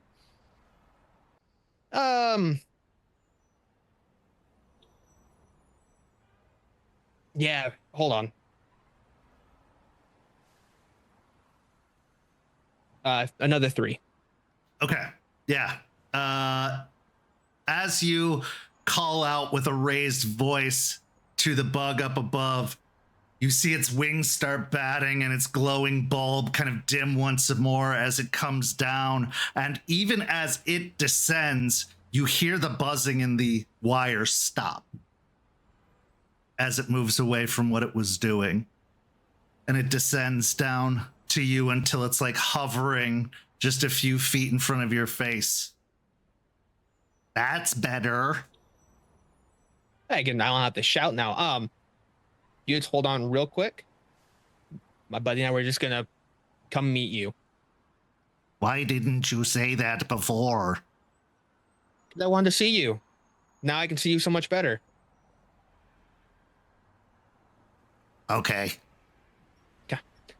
He'll once again reach down, get a bunch of dirt in his hand, and perform the same method that he did previously. Still taking half, okay? Or do you want me to do a roll for this one? Because of the urgency of this situation, I am going to make you roll for this one. You were trying to make it quick. You already have the attention of neighbors starting to like look in your direction from the shouting. Is the bonus rage dice? The bonus rage dice is there because you're going with them. Yep. Shimming sideways.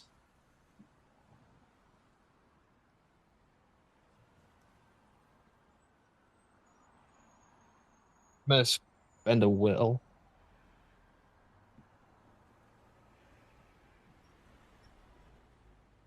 Five. Okay. Yeah, no problem. You step over, easy enough. It does take about 10 minutes to do so, but just the dumbest thing about 5th edition. And you step over to the other side.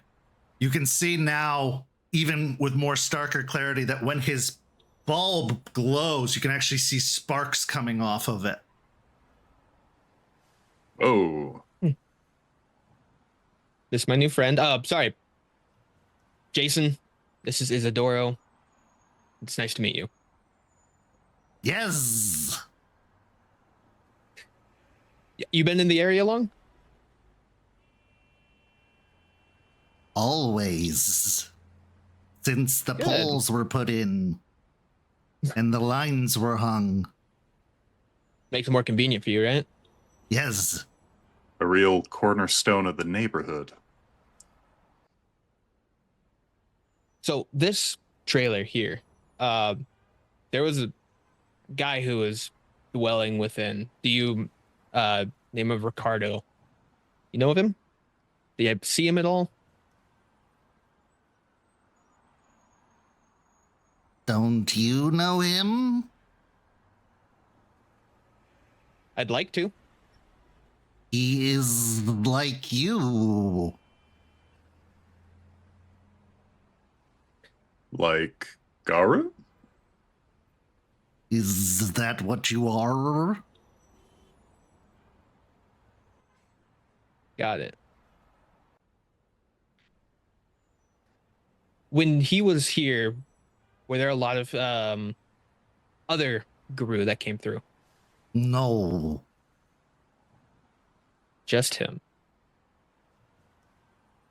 How long did he live here? Roughly. Since he was a baby. Look towards Izzy. Guru going unnoticed. That's interesting. Yeah. I don't know about your conversation with Bruce, but when I spoke with Larry, he for the most part thought that Ryder had pretty good tabs on who was and wasn't in the know. Although he did make note that obviously he didn't know all the inner workings, so there might have been more Garu present.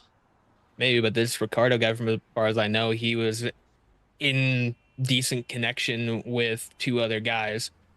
And apparently those other two guys, if they're not coming around here, I don't think are Guru. And what are they? Galen? Possibly. Did you see people like us that weren't Guru but smelt similar? What do you smell like? That makes sense. Wet dog usually is what we get, but I digress. From what we understand, Ricardo left roughly about a year ago. Do you know if he came back any time between now and a year? No. You wouldn't happen to know where he moved to, would you? Did you hear anything?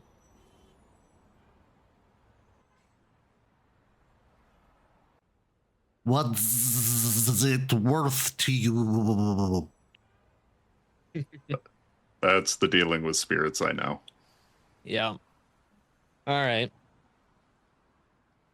What do we got? We'll reach into his pocket to see if he's got his phone, and that's it. Tell you what. Well, first, I'd like to know your name. AZ. AZ. All right. Well, AZ. Z. Multiple E's, I think. I'm gonna call you A. Just make it easier on me. In an almost robotic telephony voice, he says, AC. Oh, AC. Got it. All right, AC. Is there anything you are needing? I'm wanting this information. It's going to help me kind of track down this other guru that we apparently have lost. Power. How much power and for how long? You see his wings start to flap and he lowers himself over to Jace's pocket and then over to your pocket, Izzy. Izzy reaches in for what he thinks he's asking for and pulls out his phone. As you do so, you see the bulbs start to glow and you watch as your battery starts to tick down with each glow of the bulb on his butt. If this is the power you seek, I'm willing to give it. I'm taking it anyway. Thanks, AC. Did it taste good? I don't know what this would... Lithium, Yes. I guess? Okay. Not as good as lightning, but good. Sorry, I'm fresh out.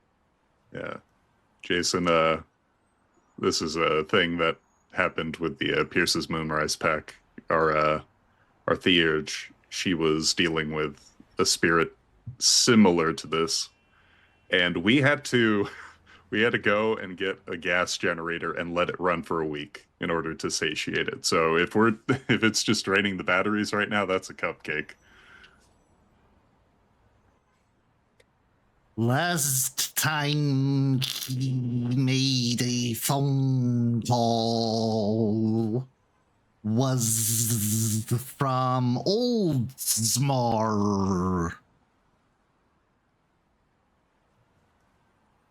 For the non-Floridians, Oldsmar is an area that is on the northern side of the bay, where it connects to the peninsula that becomes St. Petersburg and Pinellas County. It's a little east of Clearwater. It is a small area in comparison, but it is basically at the top of the waterway that would become the Tampa Bay, that would become the Gulf. You would know this being in Tampa for a long time. Of course. Got it. A question, I guess, both in and out of character. What is the nature of this this place? Like, given what we're looking for, are there areas of that place that would register along like trailer park vibes where we could maybe look next? I mean, Florida gets trailer park vibes. RV parks, trailer parks, like everywhere has trailer parks. So that's a very, yes, it does definitely have trailer park vibes. It is definitely more of a commerce area though. There's a lot of strip malls. There's a big movie theater over there. There's a lot of commerce that takes place there, but wherever there's commerce, there's bound to be some residential in the nearby area. And just like herpes, those trailer parks spread everywhere. Well, it looks like we got our next heading. Indeed we do. I guess we'll swing around there. We don't have an exact location, but if that's apparently where our clue's going to be, we can at least just look for motorcycles, right? Give it a whirl. I can take you. Why not? When you say take us, what do you mean? From here to there. Come on, Izzy. I trust the theurge. I want your bike battery. Ooh.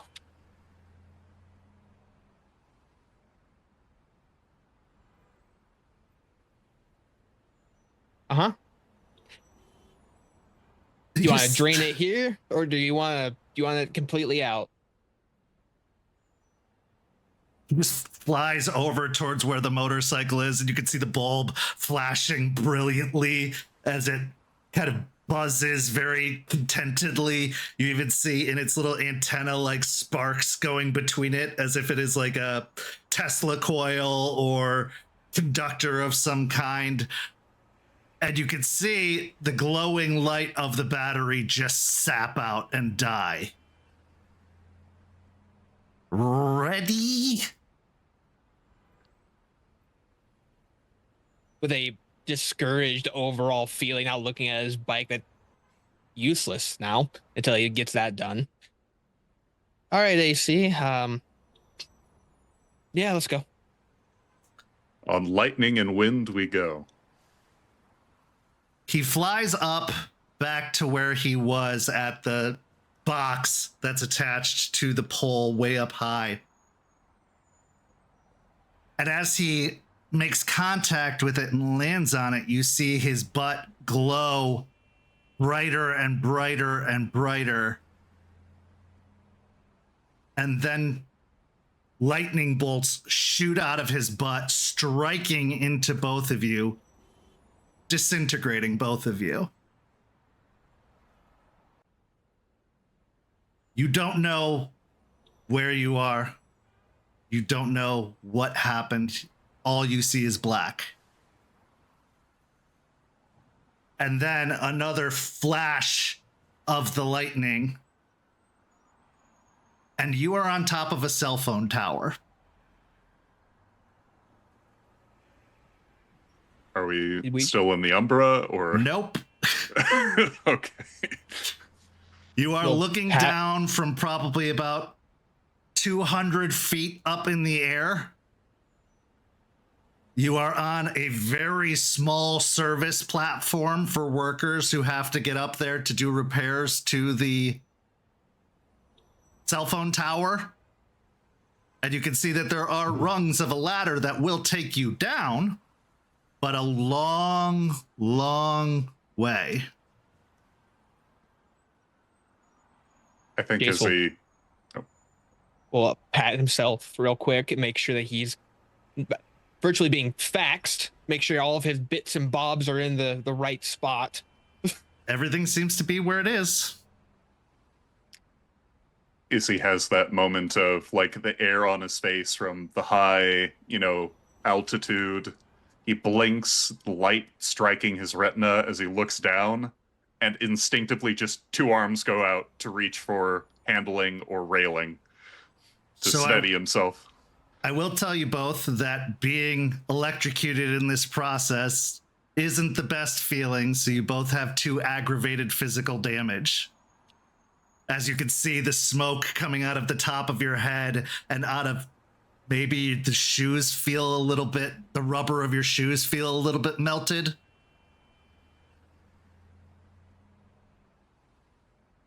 Are you feeling all right?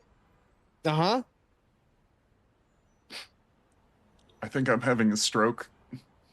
I'm smelling toast. I'd like you both to make me a wits and awareness check, for you are up very high and you can see very far. Does taking damage in this case add a rage? Yes. Okay, I'm rolling Most rage definitely. dice. 1 success.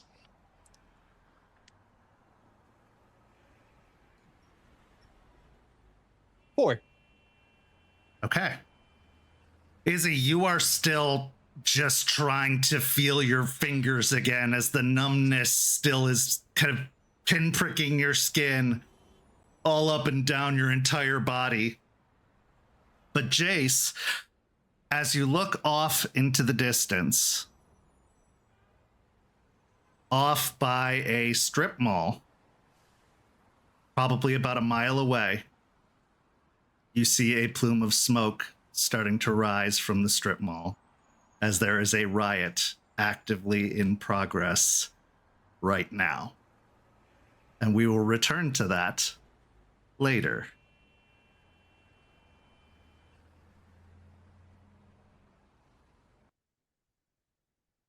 Jester and Aspen. The hunt is on. As you head off into the woods, both Winter's Breath and Stormbreaker are in their lupus forms, and they seem to be taking the front position as they move off into the area of the territory that has been designated as your purview. Brother Varga actually remains in his Hamid form, but he walks with this supernatural quickness. That something is giving him or granting him some kind of extra speed that is almost allowing him to keep up with the lupus-born that have taken the front point. What form would the two of you like to take? At the moment, I'm staying in Hobbit. Okay. You meant Stoneward, correct? Oh, Brother Varga and Stoneward. Stoneward is also in lupus form at the front. I should say that. Okay. Yeah, Brother Varga is the only one who's in Hamid form of those that went with you. Artie is also in Hamid form as well, and is kind of panting to try and keep up. Oh, wait, Stoneward is in Hammond or in Lupus? Yes. Okay, then I'm going to take Lupus. I think I would stay in Hamid for now. Okay, so in that case, Aspen, I need you to make a stamina and athletics check. As running in a Hamid form isn't as graceful or as easy as running in a lupus form, especially through the woods, which is much more comfortable as lupus. Okay, so you are feeling a bit of exhaustion start to take you to the tune of 2 superficial damage. As your body and your muscles start to ache, you can start to feel the panting almost causing your chest to feel sore from how deep you're having to breathe. But you're not falling too far behind. It seems like every time that the lupus-borns get ahead, once they realize that you're not following or not as close behind, they stop, wait for you to catch up, and then continue moving forward. All that being said, I'd like you both to make wits and survival checks. Now, being in lupus form, Jester, you get a bonus 2 dice to survival. Before I do that, I'd like to spend a willpower and activate Mind Speak to Mind Speak Charles. Okay. What would you like to say? Well, Well, roll it. Yeah. yeah. Well, I got 4 successes. Yeah, you can absolutely connect to him. Be careful.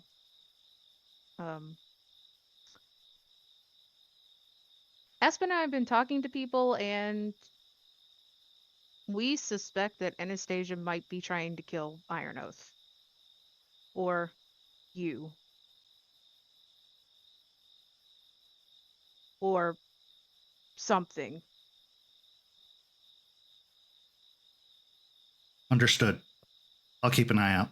Thanks for letting me know. You be safe too. I mean, we can keep this up as long as possible. Something doesn't feel right. I'll be safe. I'm just chasing away bears and other things. So you've been told. I think the big thing is whatever they caught is for you.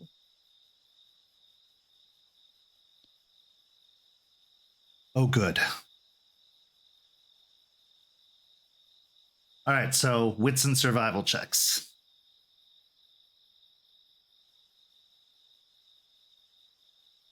You said Artie was still in Hamid, right? Yes. Okay. He's also I'm- panting and huffing and puffing to keep up. Okay.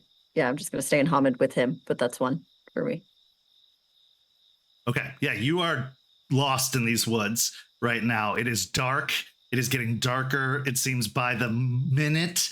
You can't pick up any scents, any sounds. All you smell is your own sweat and that just gnarly feeling of being in the woods, having run through them for now probably the better part of an hour. 4 successes. Okay. 4. As you put your nose to the ground, your ears twitching with any given sound off in the woods, you do pick up a scent of urine, but not wolf urine, and probably about 3 or 4 hours old. Okay. Are the others catching up on this scent? Oh yeah, Winter's absolutely. Breath? Okay. Yeah, Are you they can following actually along? see the other 3 Lupusborns have fanned out a little bit to different locations, some of them trying to pick up other scents versus the very obvious urine scent that you and Stoneward have keyed in on. Okay. I will start following this scent a little, but making sure I'm keeping like close to the rest of the pack. Okay. So as you start to track the scent, following behind, now their pace having slowed as they've caught on to something, Aspen, you were able to catch up a little bit easier. Artie is hunched over, hands on his knees. You could even hear him kind of dry heaving a little bit before reaching into a backpack and pulling out a bottle of water and holding it out to you first. I'll drink some of it, but for the most part, like, yes, the hunt is important, but I'm just staying with Artie, making sure he's okay, because I know Jester can hold her own in these situations. We've hunted so many times together. Okay, so keeping your 4 successes, Jester, starting at the scent of urine, it drifts a little bit off, but then you catch on to another scent, and it seems like this is the scent that Winter's Breath and Stormbreaker had apparently caught on to originally. A scent of a heavy, musky smell. And amidst that musky smell, you pick up about 4 different scent patterns, all kind of with that same heavy musk, but all with slightly different distinguishing qualities, and they seem to be heading in a particular direction. Okay. Are they're all heading in the same direction? Like they are. Yes. Okay.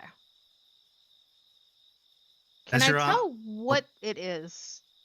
Roll me an intelligence and science. Okay.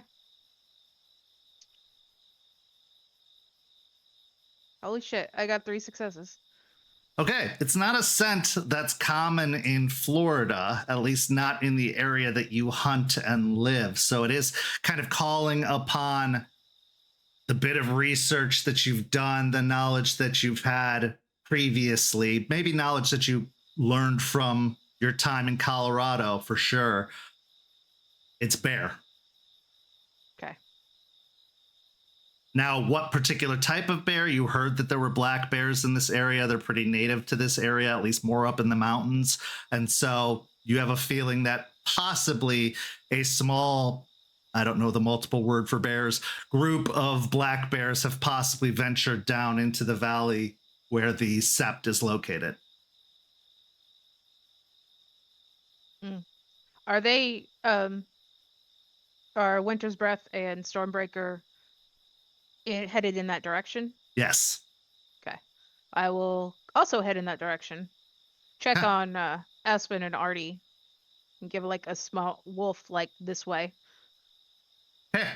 So as you continue to follow behind, Artie actually reveals like a small camping lantern that he lights at this point, with them being completely night blind out in the woods, not having the senses of wolves to assist them.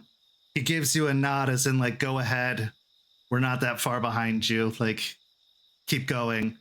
So as you and the other 3 start moving ahead, Varga is staying behind, staying a good distance behind with Aspen and Artie, and he looks over to you, Aspen.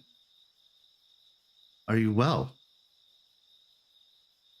I'm fine. Yes. Do you need any assistance?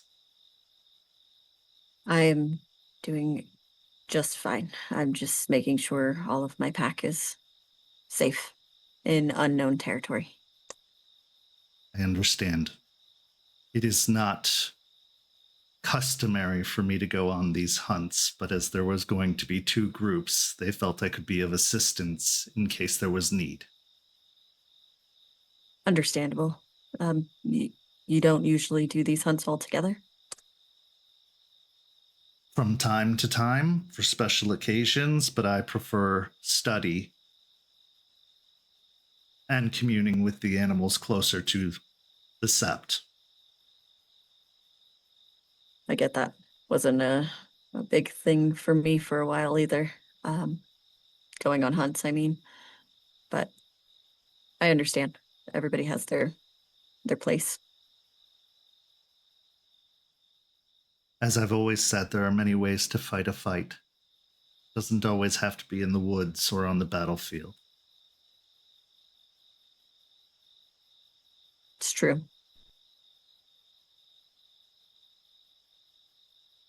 Would it be too forward of me to inquire about something? Please do. You seem concerned, and more so than that of one who is minding their pack on a hunt. I'm concerned about I guess, great many things. Would you like to share? She contemplates for a moment, because every time she's wanted to have a pleasant conversation, besides with the lupus board, it's not gone well. So she contemplates for a moment, looks down, drinks some more water. I know that there's something that's a threat out here, and I find it concerning that we're separated and not together, that we are hunting 2 completely separate things. And that is the worry on my forefront at the moment. I can understand that. There are many dangers that roam these woods, forces that are drawn here because of what this place represents or once represented. And you are not wrong. There are dangers, and there is a danger on this particular hunt that the elders saw fit to take care of, but did not believe it appropriate to put their guests in harm's way for such a hunt. But I can assure you they are more than adequately prepared. She pauses again, and at this point is kind of just frustrated by everything. So it seems as though they'd like to keep my pack separated at any given time.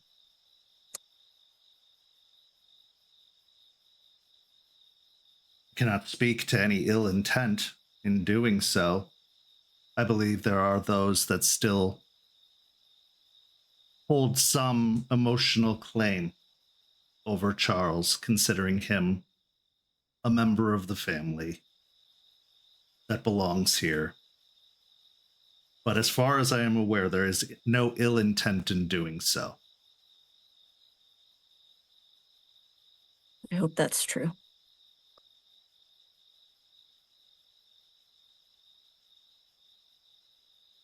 I will give you this vow as the keeper of the dead and a member of this sept, an elder of this sept.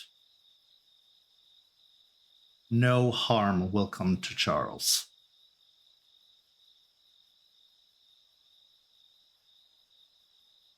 Other than the typical harms of a hunt that can be tended to.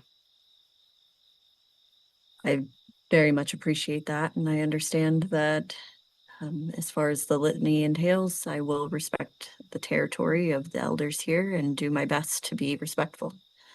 But I don't believe that that is a vow that you can easily give to the rest of your sept. If one of my sept harms Charles, I will not stay in this sept. What if one of your sept were to harm another within the sept? I don't see why they would.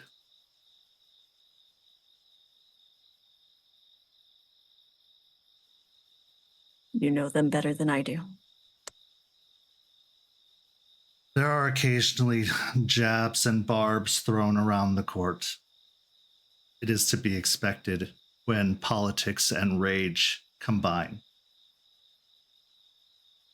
But everyone here looks out for one another. We are all we have left. And we have no desire to see harm done to another. It only weakens us. Unfortunately, there are some who brought harm to themselves that is not as easily tended to.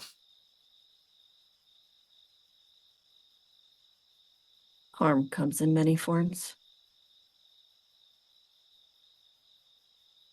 It does.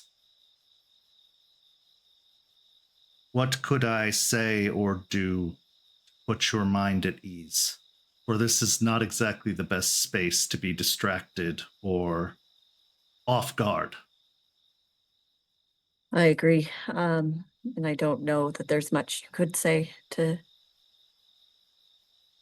make what's happening here feel any more safe.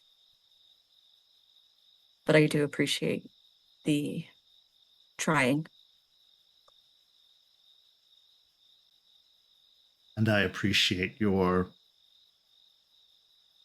patience throughout this entire process. The decisions that are made here, the transition that is going to occur one way or another is monumental for the future, for Guru kind. And therefore it is not being taken brashly. And if we don't take our time on this, we may live to regret the decision that is made. I agree. I understand all of that. I do. I just think the ways of going about it are. I don't have all of the answers, and I never claim to. Just there is harm happening. Maybe not physically, but harm is being done. Tamari? To Mari, to Charles, potentially to others, given what seems to be individuals' goals and machinations. Well, I will say, you and Jester Silvertongue made quite an impression on my student. Don't worry, I'm not going to say anything. Her confidence is of the utmost importance to me.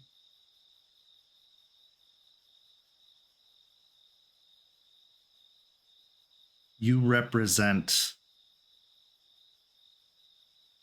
a new age, a new idea, possibly a new direction.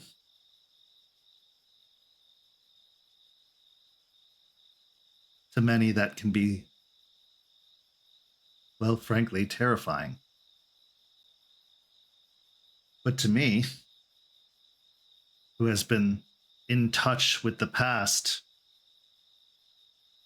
for most of his time as a guru, there was never a single direction.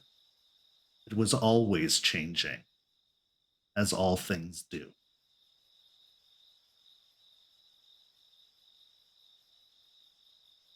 What you are hoping to accomplish is admirable. And for all of our sake, I hope you're right. Because training, teaching, preparing Mari, I've had to put my feelings aside in doing so. Because I do not, frankly, wish that fate upon anyone, let alone one who was pulled from the street and has barely had time for their teeth to grow in. Then why do you?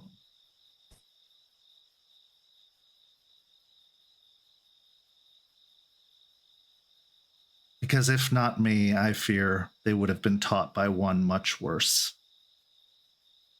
Much more ambitious. And I want to make sure at least somebody is telling her the complete truth as they know it.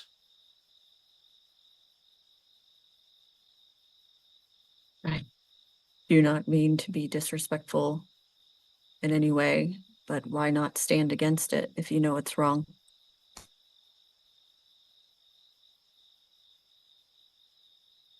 Because until Charles returned, we had no other choice. No one here wants the throne. Not entirely. Let alone are they potentially suitable. And they have looked. They have tried. They are all excellent guru. But are they fit to lead?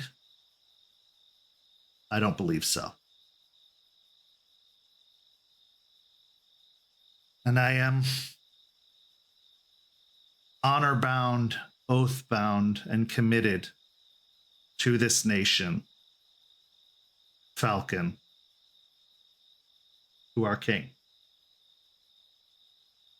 Even if it were to go against your own morals, your own values?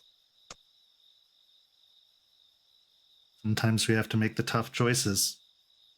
But all I can do is do my best to try and give her the longevity, knowledge, and opportunities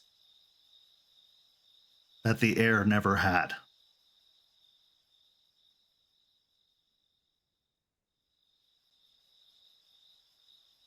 I think what you're doing is admirable.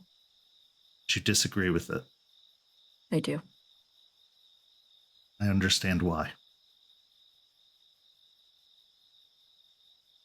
We have all been warned against a coming darkness. One that, if we are not prepared for, could lead to all of our end. We once thought that to be the final battle. In fact, many of us put all our faith into that belief. Unfortunately, it was not to pass. It was just the first of what I suspect to be many final battles.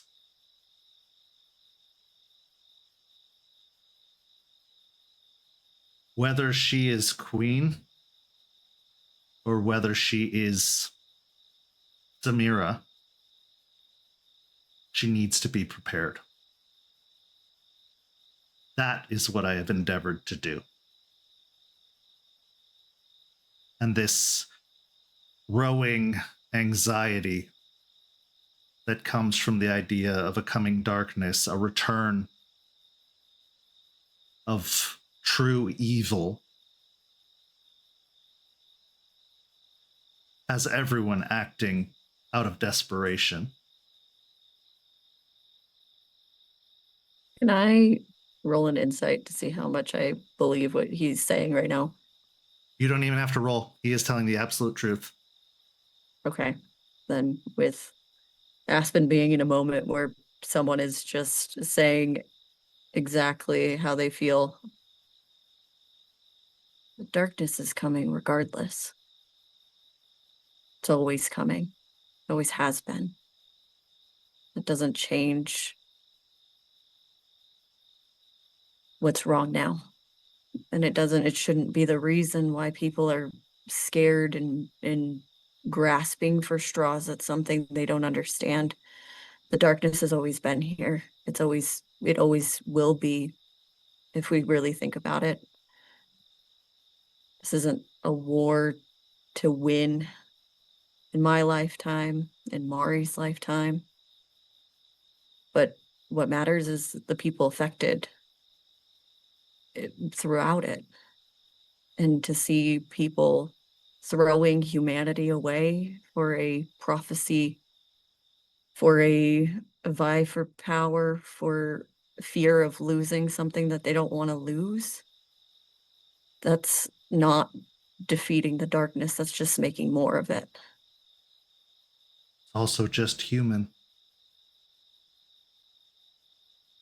And whether we like it or not, the only thing that makes us supposedly better or superior isn't our power, it's our choices, our knowledge, and what we do with that knowledge. But we are still prone to the same faults as any human, whether it be greed or envy, wrath. We're not immune. Fear is an ever motivating and driving force, and anyone who goes into any kind of conflict without fear is either lying or someone to be afraid of.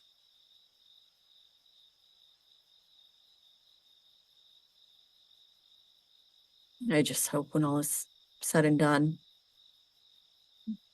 they all say we don't live that long, that people don't regret the choices they made.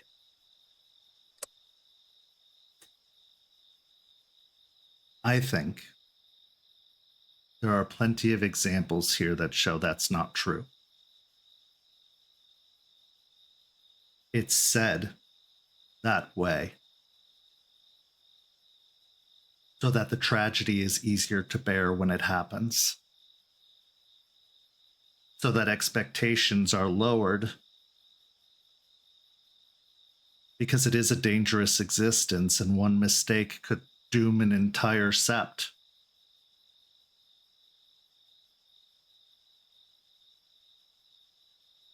But that is possibly one of the greatest lies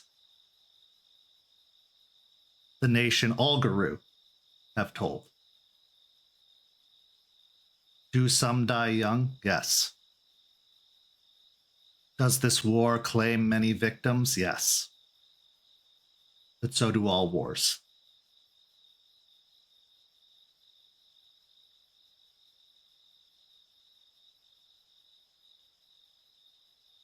If your heart and your mind is in the right place,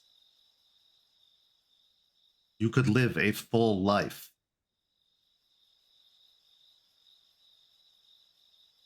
The difficult part of that is, what will it cost? What will it cost Gaia? What will it cost your pack or your sept or your tribe? Many who died young were heroes. Others were simply unprepared.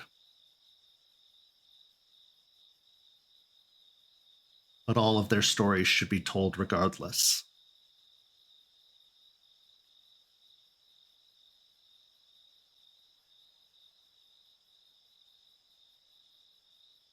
And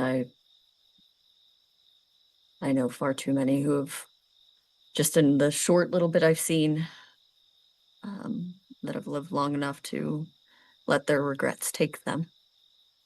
Yes. So Jonas is a cautionary tale of the weight of the war in general, let alone of the leadership of it. You don't have to be Jonas Albrecht, king of the Garou nation, to fall to Hirano. It could simply take losing the one you love most, and you can actually see his eyes for a moment flip to Artie and then you.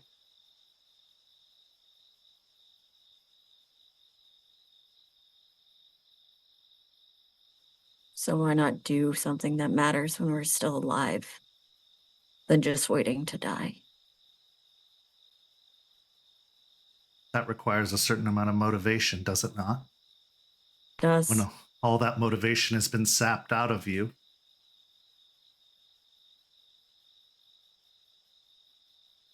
it's hard to see reason or logic or drive or desire when you are an empty shell of yourself. Unfortunately, and fortunately, that empty shell did a lot of good before he got there, and therefore garners a great deal of respect and reverence. And a lot of Garous still fear death, let alone bringing death to others. I don't mean the king. I mean the other ones here. Yes, they are all suffering in their own ways. But again, anyone who says they're not when living a life like this is lying, or likely a dancer.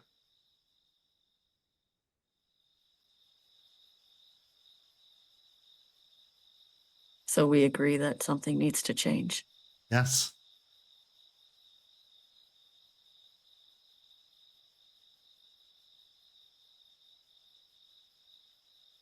Change takes time and patience, but also an unwillingness to give up.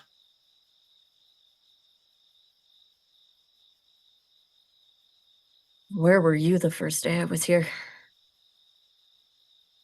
Probably kept away from you. But thankfully, I do have some pull here and was able to make sure I would have this conversation with you. Thank you for being honest with Mari. Of course, it wasn't just me. It was kind of a tag team. I feel a little bad, but Oh, I'm well aware. I saw the letter.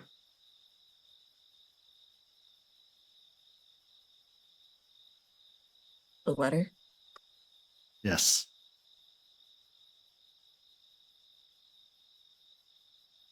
I believe you do truly have the best interest of all Garou in mind. If only others thought like you. And if only we could all agree. But again, we are part human. It's true. But maybe it just takes people standing up against it. Maybe.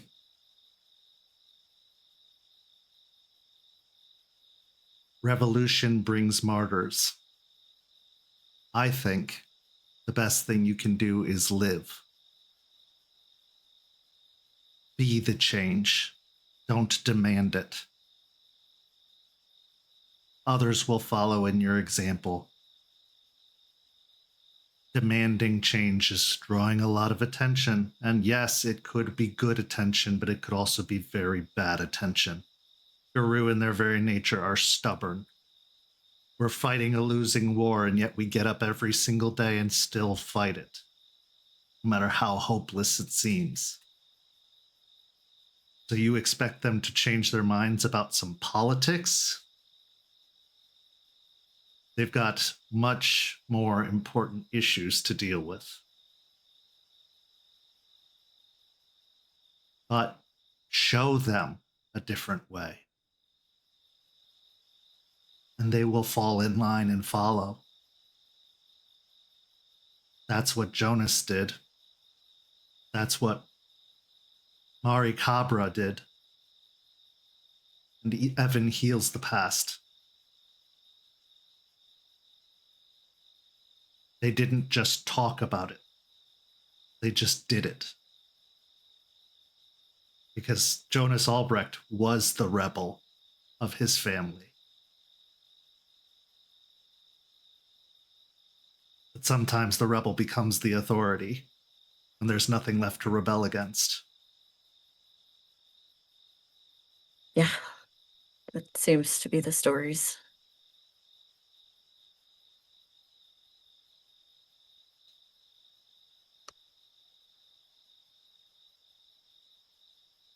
If this is truly the last days of the nation, I ask you one favor. Of course. Don't remember it for what it became. Remember it for what it was. Learn from what it became. Help avoid it from becoming that again. But don't only think of it for what you've seen now. Because I can tell you, certain, if it hadn't become this, it would have been nothing. This is what the time called for. But that time is ending.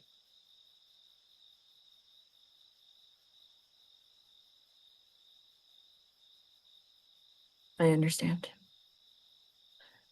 And I think we can't move forward without seeing the good and bad of the past. Of course. So I completely agree. And also, if you ever need a vacation, it's not really a vacation, but Tampa is really nice this time of year if you like the humidity and it being hard to breathe. My birds would never forgive me. I mean, it's kind of south for the winter, maybe one day. I will take your offer very graciously. And who knows? Transitioning over to Jester, you can see the pace start to pick up as the trail is found, as the scent is found. Roll me a dexterity and athletics to avoid any trip falls, fallen trees, anything that might be in the way.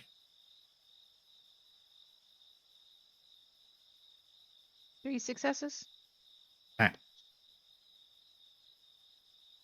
You keep really good pace with everybody. You're a little bit further to the back, but you're falling into a nice diamond formation with Winter's Breath at the front and Stormbreaker and Stoneward and Stormbreaker kind of flanking just slightly behind, and you kind of falling back to the rear a little bit, but still keeping pace with one another. As you break through a section of trees, you have caught up to your quarry. As you see 2 very large black bears and 2 smaller black bears in the clearing. Winter's Breath stops at the edge of the clearing, looks to the three of you, and then with a claw carves a V into the ground, almost declaring your positions. Not a full diamond, not to circle them, but to herd them. Okay. He stands at the point where the two sides meet. Stoneward goes off to one side. Stormbreaker goes off to the other. Stormbreaker clearly very familiar with this formation, being a Lupusborn themselves. Mm-hmm. And Winter's Breath looks to you and kind of gestures to his side. Okay, I'll move up to his side. He communicates to you to keep the formation and that he is going to go start to push them, but to keep the formation so that none of them redirect behind him. I want to communicate that I wish to try to intimidate them.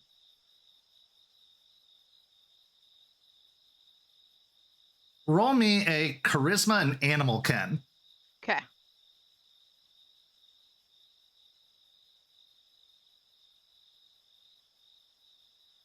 I got 6 successes with a crit. You actually see, for the first time since you've met him, a glimmer kind of come into his eye.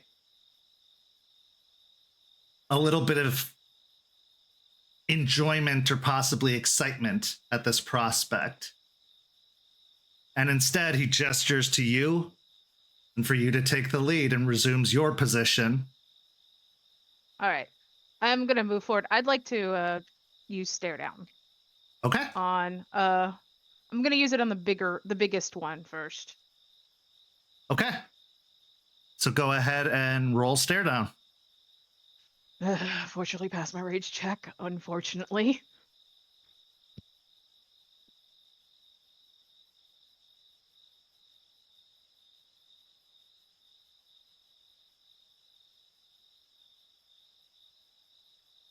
I got 4 successes.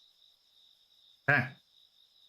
So as you move forward, narrowing your eyes, seeking out the largest of the bears and connecting with them, your lips peel back in a growl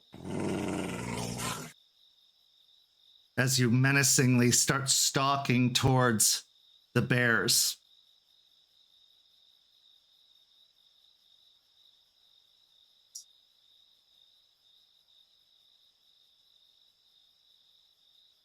The largest bear squares up with you, but starts slowly backing up as the other three, with their back to you, start moving away. Primarily the mother leading the 2 cubs behind them. I have a question. Yes. With stare down, it's usually, unless they're supernatural, like they should automatically be cowed. Yeah. Okay. He's cowed, but he's also a bear, and he's going to have instinct. They are cowed. They are backing off. Okay. He is squaring up because he is going to be their defense as they retreat. He's not going to turn his back to you. Right. I will slowly, not to the point of like coming in to like actually initiate like a combat, just slowly hurting them. Okay. Give me a manipulation, an animal ken, or survival. I'll give you the choice. I'm gonna take survival. Okay.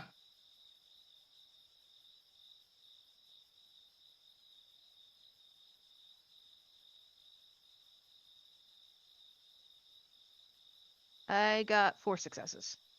Okay. With you being the point in the middle of this V, you being in the center of it, all four of you are able to start steering them. If any bears start to move off the path, one of the flanks will come in and kind of growl or nip and cause them to go back into line with the others. But moving along, you successfully start to steer them in a direction off the property. Winter's Breath keeps barking to you to keep going, to keep going, to keep going, to make sure that it's far enough away that they don't just turn around and come right back.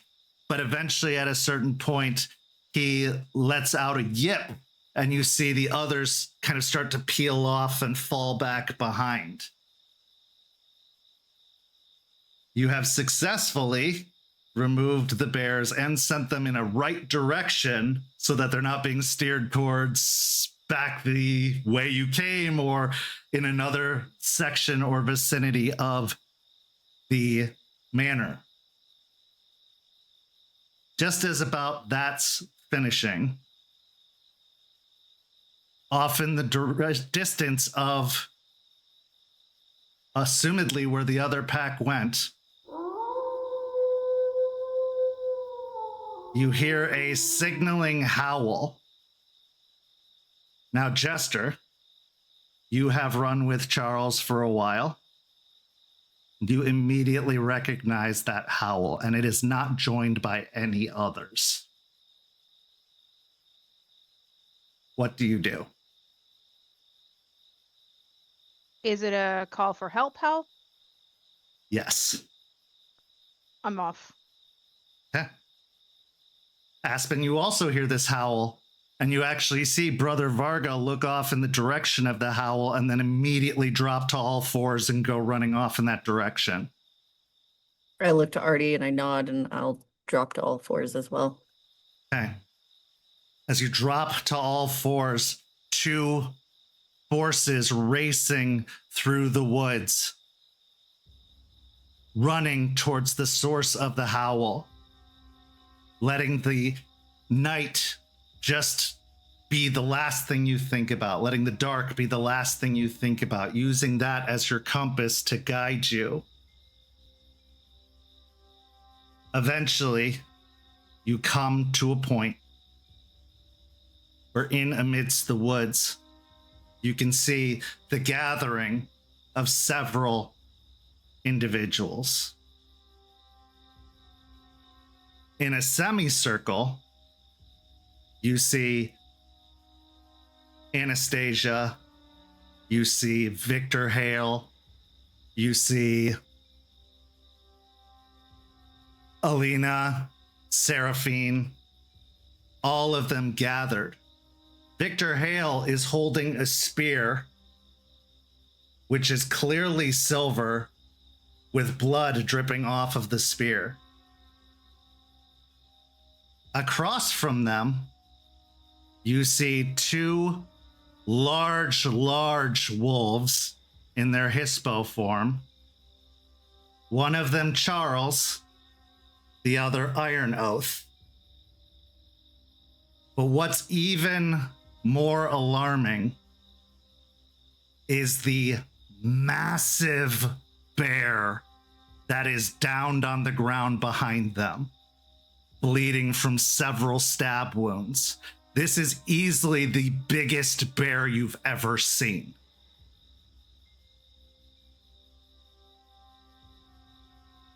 Charles snarls in the direction of the others.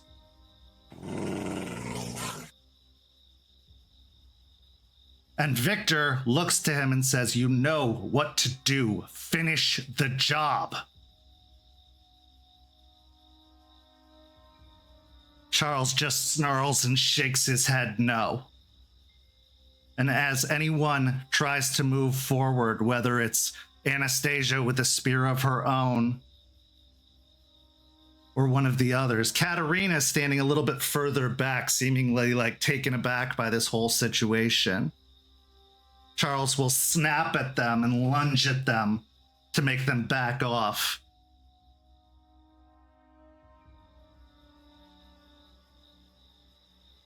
Jester, with your mind speak, you get a message from Charles of him saying they want to kill them. I can't allow it. They are no longer a threat. They must be driven away.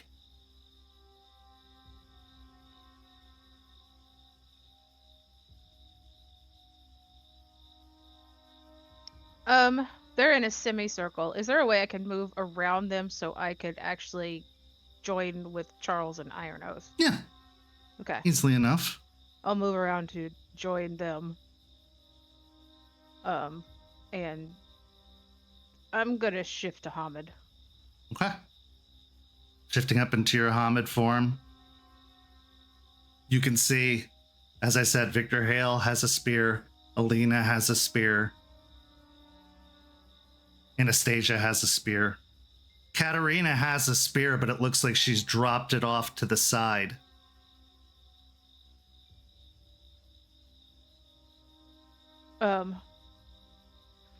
Aspen, you've arrived at this time too. Hold my hands up and be like, I thought the whole point of these hunts was to drive off the predators. Anastasia looks to you. This one wasn't so easily cowed. Grawl very rarely are. But it's cowed now. It's down. You don't have to kill it. You don't have to kill him or them. Until it comes back with others. How do you think the bears got here? Have you talked to it? Have you talked to them? You can see her roll her eyes, and Seraphine actually steps up and says, there was no room for talk. They immediately began fighting. They were here with clearly a purpose. But you don't know what that purpose is. And you'd rather kill them before finding out that purpose. As they said, what if they bring back others? Would you have us take them into the manor, detain them? Because that will only last so long. I mean, it might be good to figure out why they were here. I'll look to Iron Oath and be like, nod with me, war leader. Isn't it a good tactic to figure out why an enemy is attacking or in your territory before just summarily killing it and not getting information? He definitely seems conflicted in this particular moment. But he slowly nods his head in the large hispo form. And Victor says, you know why they're here. They can't give it up. Vengeance, revenge. From a time that none of us even lived in. And what efforts have been made to try and mediate with them? Can I just go and Lupus around while they're talking? Because I don't want to interrupt Jester at this moment, but I do want to go, hearing that it's a girl, want to go check the wounds to make sure none of them are fatal. Okay, give me a wits and medicine. Could I do intelligence? Because I'm thoroughly Yes. kind of looking forward. Okay.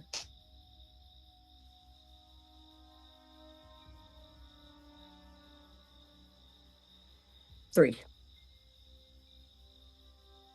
This girl has been pretty significantly wounded.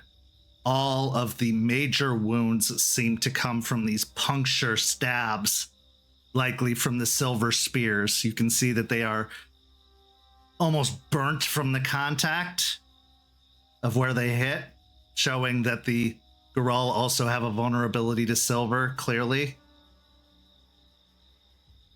It's not fatal, but one more stab would be. Okay. I'm going to go into Hamid, but I'm only focused on the Goral right now.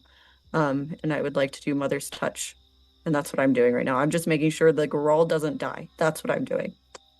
As you try to approach, you see the large black bear's head lift and look at you kind of menacingly as he kind of lets out a growl, but it is a little bit pathetic, honestly, in comparison to its full might. Give me a charisma and persuasion. Let's go animal ken in this case, just because they are really animaled up right now.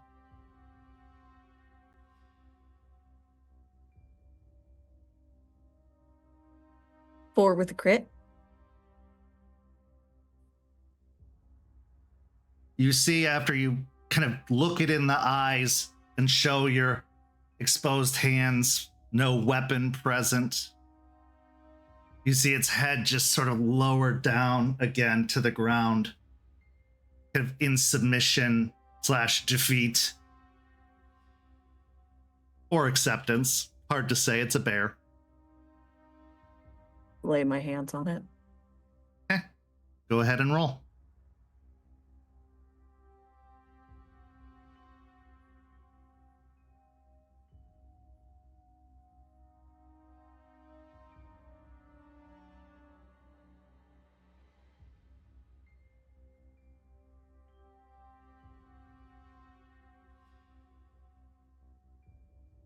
That's 7 with a crit. That was another crit.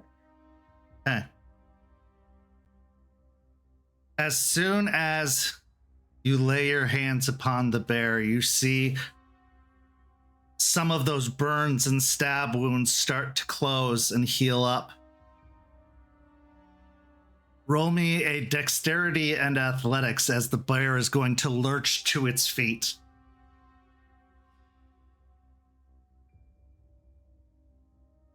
One. Okay, as you try to back up, you are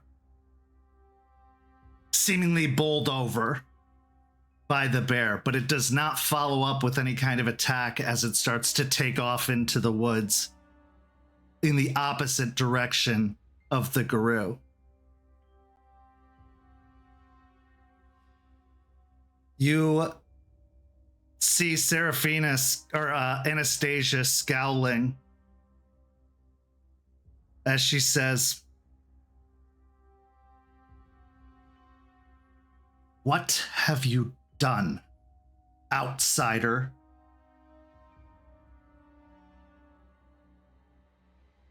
You were killing him. And I look over at Jester. You were. It wasn't a worm beast or a Fomori or a Bane. That was a Farah. That was still a person. And you are visitors in our territory. And you are acting without our directive. Again. Actually, I was acting with his directive. I'll point to Charles. And he's a visitor as well, isn't he? You made sure of that. You haven't been treating him like a visitor in these last few weeks.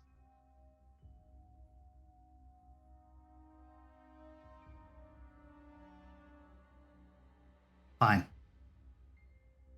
If this is what the great Charles Albrecht has become, if this is what the influence of the Tampa Sept does,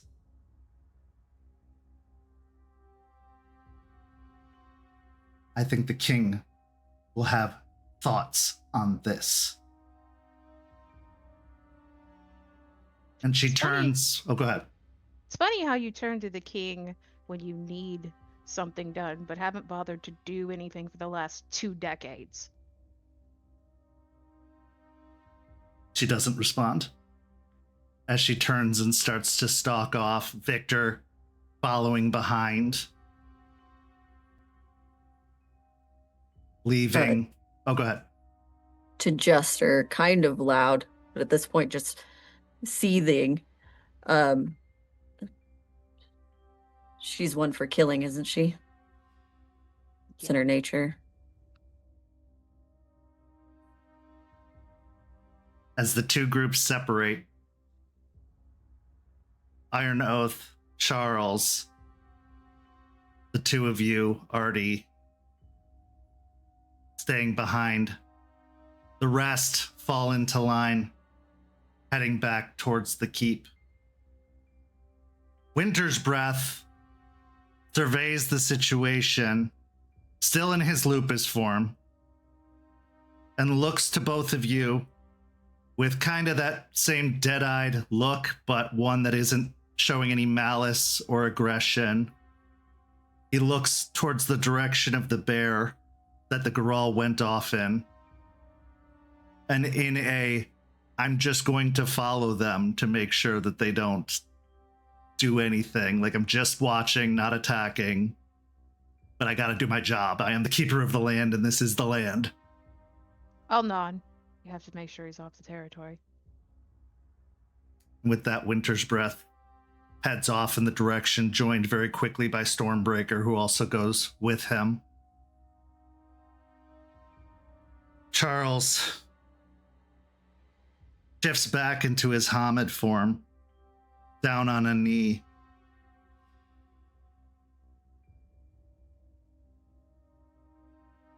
This is where the line is drawn in the sand. Don't know what's going to happen next, but I don't regret doing it. Oh, rest a hand on his shoulder. Honestly, it's better than all this waiting. Something had to be done. I'm proud of you. This is where we go to break. We'll be back in just a few minutes with the second half of tonight's story.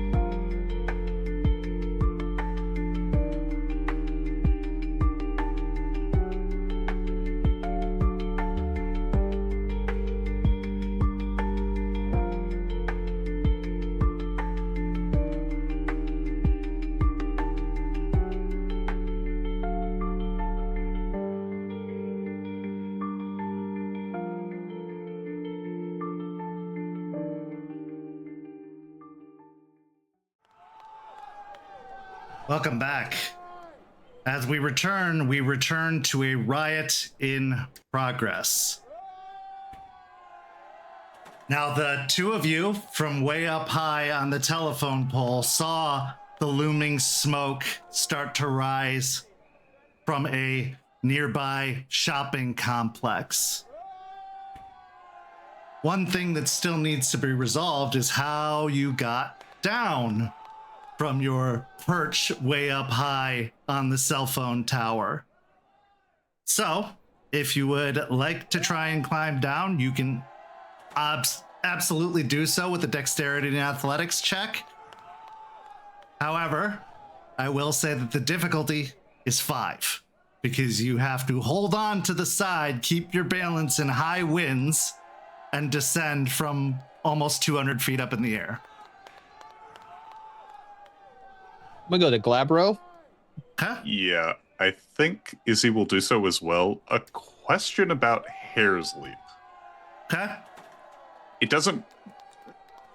Because you're able to jump, like, significantly higher, does the gift imply some degree of, like, gravity flexibility?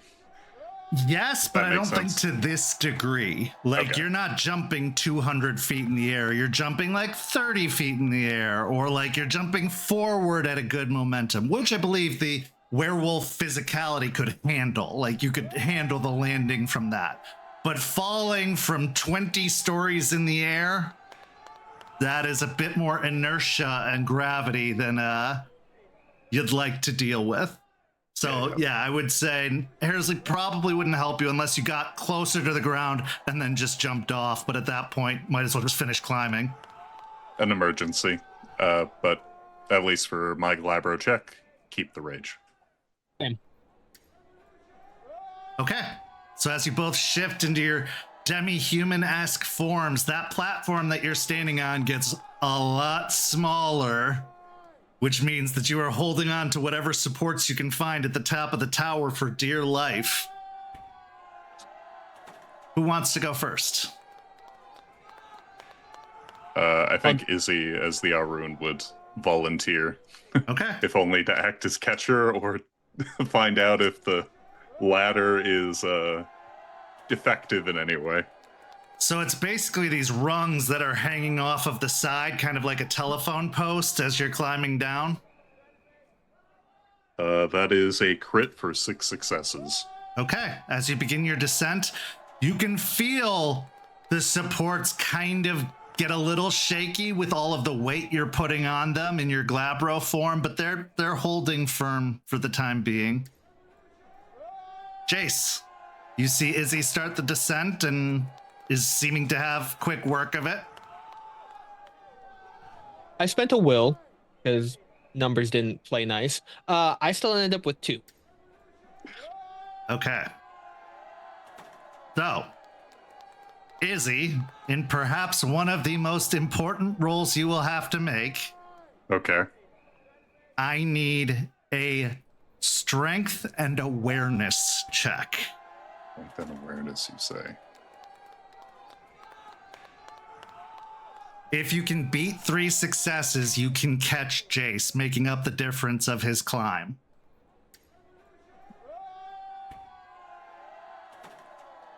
I will burn a willpower. Okay? Okay, I got 3 successes. Okay. As you catch him, he's like hanging from your arm. You basically are arm in arm, hanging. I need you to make me another. Let's make it strength and athletics this time, as you're also trying to hold on to the pole while supporting his weight to see if you can climb the rest of the way down, basically carrying Jace. Okay. Would endurance apply in Yes, this case? 100%. Okay. Thank God.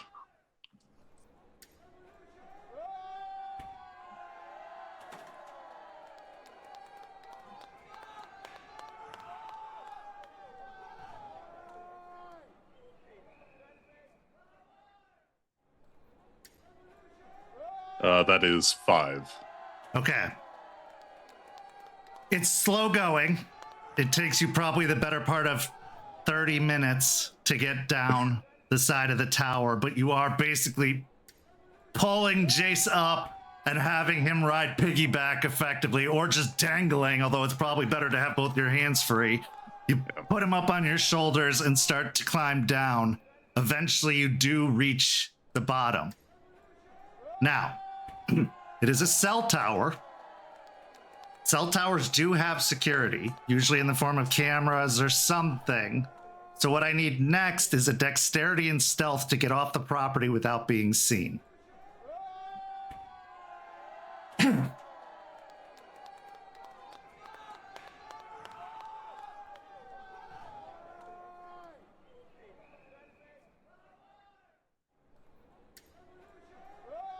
Four successes, Jace. Okay.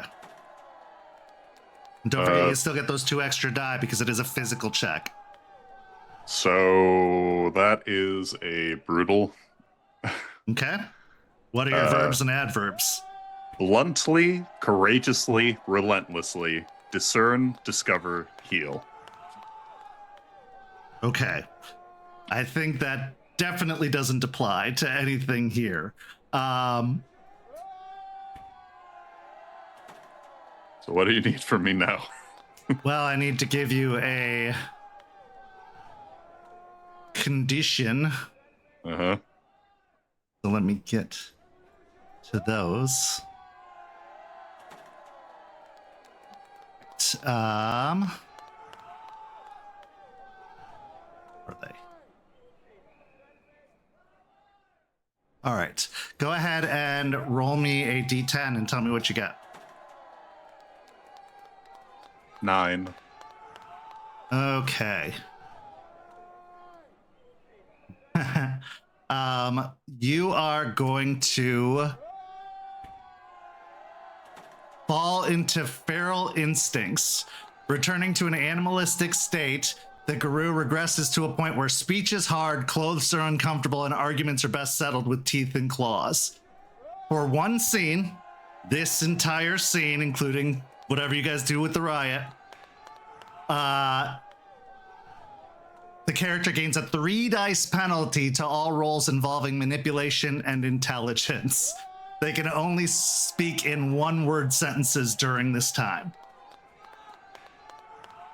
Okay.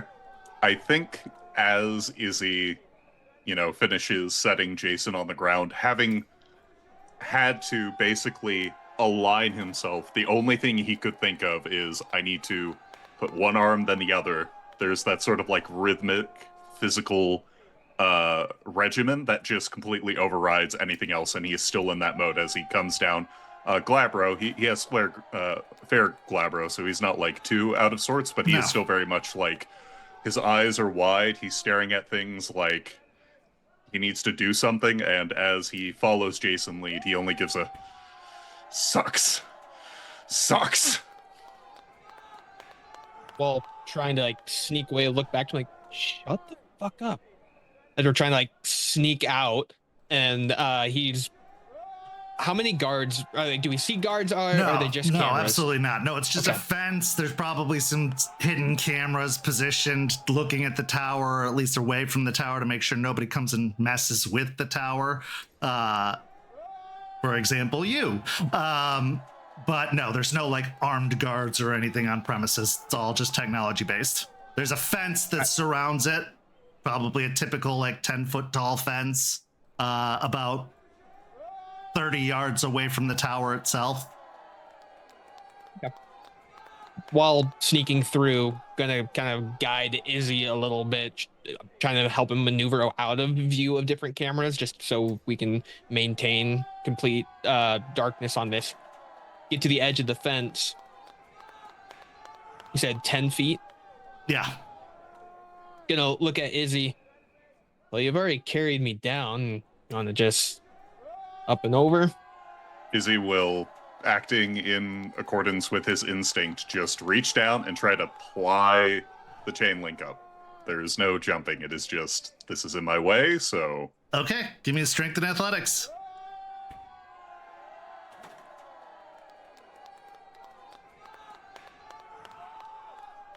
I assume endurance does not apply here. Endurance does not apply here, no. Yeah. This is a just sudden action of strength. That is 1 success. Okay. You grab onto the chain link, and as you try to pull on it, you find that it is just secured so well to the posts nearby that you can't get a good hang of it to pull up. It's like taut almost, so it has no give for you to yank up over. Jace I will think look at him struggling, like up and over, Huh? not under. Fuck. Now, if you'd Yo. like, you can grab Jace and do hair sleep, and that could do it. I think Izzy is just not in a mood to even entertain, like, would you like to? He just reaches an arm out and Mario jump. All right, go ahead and make the roll for me. Rage check first. Loses a rage, going down to 2. Strength and glory.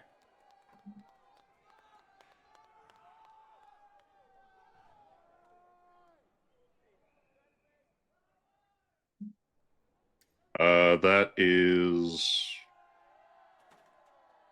4. Okay, 4 successes will do it. Grabbing onto Jace, you just leap over the fence and plop down on the other side. Be a As little he more drops gentle. him. Izzy is like very much still angry, just by the nature of getting zapped into a lightning network and dumped out of the Umbra. As he looks back at Jason, and there is rage in his eyes, but it is a rage of like, can you believe this? Not like necessarily mad at Jason. I can see that he's just visibly angry, right? Like, okay. Yeah. We'll look at him like as we're kind of walking away. You good? All No. right, sorry for asking, but I'm going to pry. Do you want just to talk about it? Do you want to talk about it? Go. Jason, give me a wits and insight.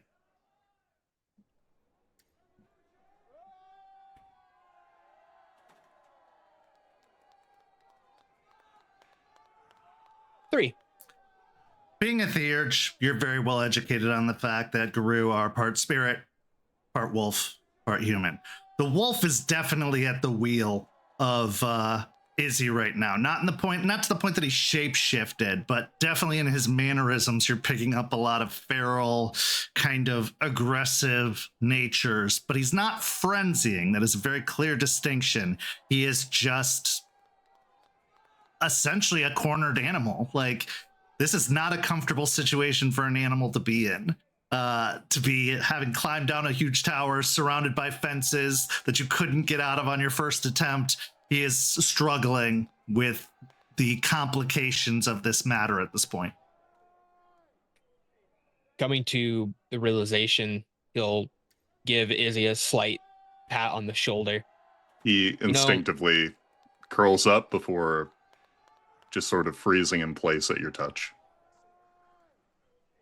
I know that this whole situation's kind of fucked, but we're making some headway. If anything, we have something ahead of us. It's forward, which is odd for this place where usually we have steps backwards. So we're out in the open. I don't foresee any towers in our future. Can't guarantee any fences, but at least 200-foot towers, I'm going to say no on. So take a couple deep breaths. Let's just focus on this walk to get up to this place.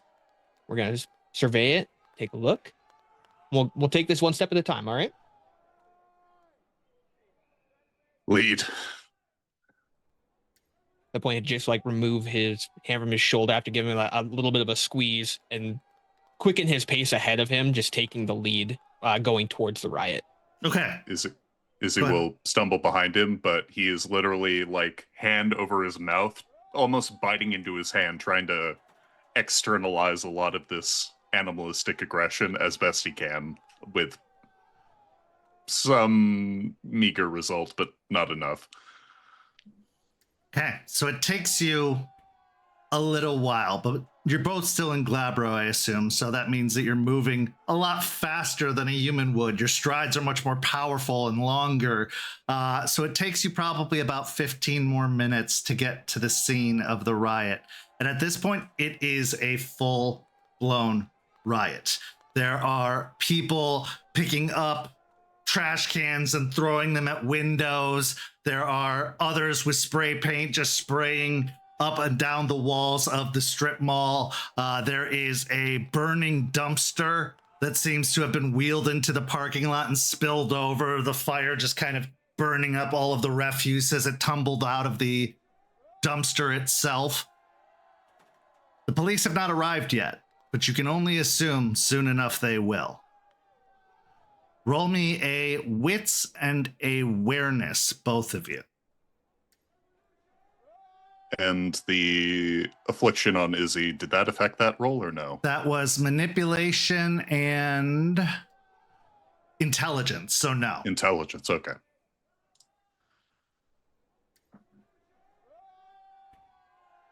Another 4 for Jace. Okay. 2. Okay. There's just chaos breaking out, Izzie. There's people just breaking things. You could even see a few of them beating up somebody who looks like they appear to be one of those rental cop security guards that drives through shopping complexes like this. So you could see them down on the ground, like kicking this guy, having been pulled out of his vehicle. You can even see that his car has been turned over onto its side, having been pushed over by the crowd. There is a definite energy coming from this group that is intense and fiery and passionate and overly aggressive. Jace, as you are looking around the complex, on the far side of the complex, you see the unmistakable sign of a headlight from a motorcycle that is parked on the other side of the complex. You can see that there is a person on top of it, like sat on it, just watching all of this unfold. We'll point out the motorcycle to Izzie and then looking to the guy getting beat up. Gonna grab Izzie's face and kind of bring it to his. I'm gonna need you take care of that guy, the guy getting beat up, and any other innocents that you see, stop it. That guy over there, the motorcycle, you feel like you've taken care of a few, I'm going to be over there. We're going to go get that guy. Help that one, and then meet me over there. Do you understand? Yes. Good. You'll let go and kind of give him a shove as Jace will drop into a lupus form and then make his way over towards the trying to avoid what he can, but more on the outskirts of the riot to loop around to the back of where the guy on the motorcycle's at. Before you do that, give me a quick wits and survival to make sure you get into a place that you can drop into a lupus form, that it's not in front of a crowd of people and potentially in camera views of all these shops that they're breaking into. Wits and survival, you said? Yes. I don't think you'd be dumb enough to do that. It's just dropped out into lupus in front of everyone.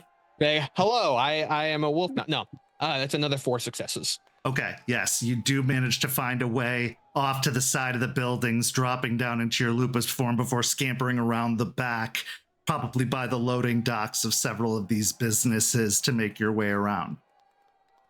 Izzie, while he's doing that, what are you doing? There are many, many people here. A surprising number of people, probably more than you even recall seeing on the videotape before of what happened at the Defense Training Arts Academy.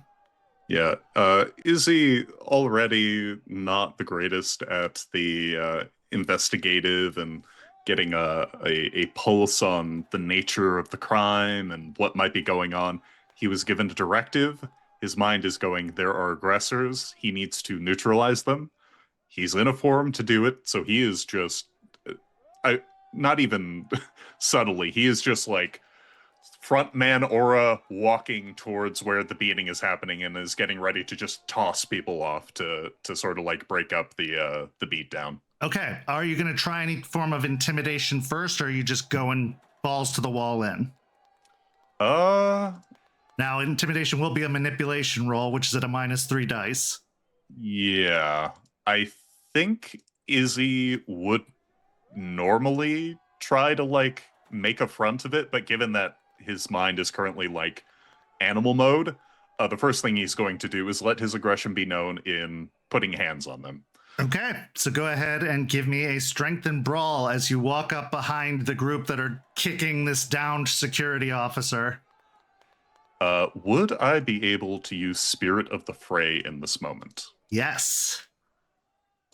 So it's a rage check first. That is one more rage down.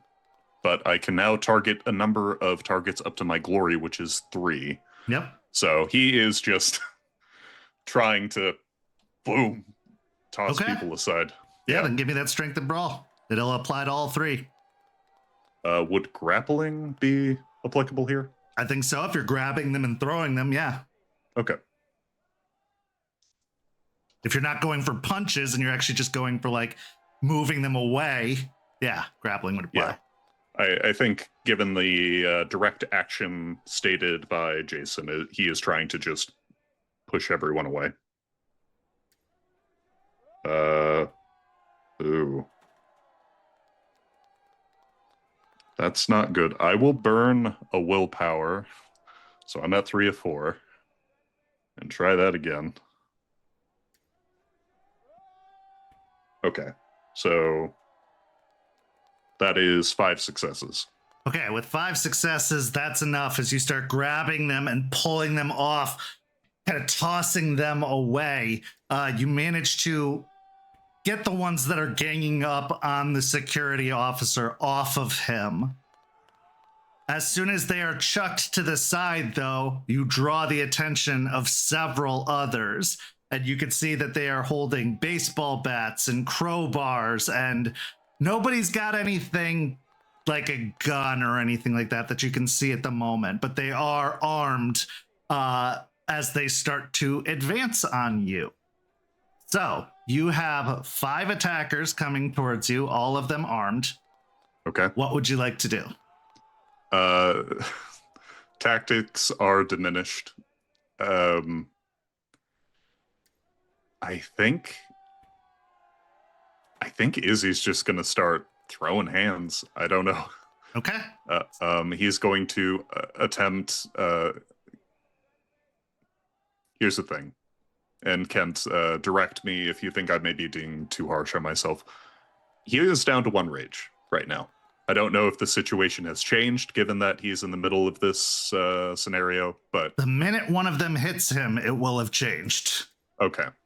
So I guess what I'm trying to ask is, would his newfound compulsion be enough to override him knowing that risking that final rage would mean he loses the wolf, or would he be so motivated to just like do everything he can right now? Well, what I would say is, yes, he would risk the rage, but I also think, considering he's got feral instincts right now, he'd howl at the moon to gain another rage. Oh yeah, we are outside, aren't we? Okay. You are, and it is night. That is true. Yeah, he will, as soon as he throws everyone off, he will just scream to the sky. Just a very like odd thing that's maybe partially drowned out by the crowds around as he gains another rage, and will attempt to, rather than doing grappling checks, he's just going straight in for punches just to knock people on their ass, like, get the fuck away from me. Absolutely. So this is the way it's going to work. Okay. If you were to do Spirit of the Fray again, you can use your brawl check for 3 of them, but you will need 2 additional dodge checks because they are coming at you, which would be Dexterity and Athletics -1 and Dexterity and Athletics -2. I can do that. Now, if you were to not do Spirit of the Fray, it would be Dex and Athletics -1, -2, -3, and -4. Yeah. Because you're getting ganged up on. But yeah, go ahead. If you want to do Spirit of the Fray, you can. So starting with the rage, Thank God I held, because I lost it. And then I don't need to roll. It's just glory again. So 2. Here we go.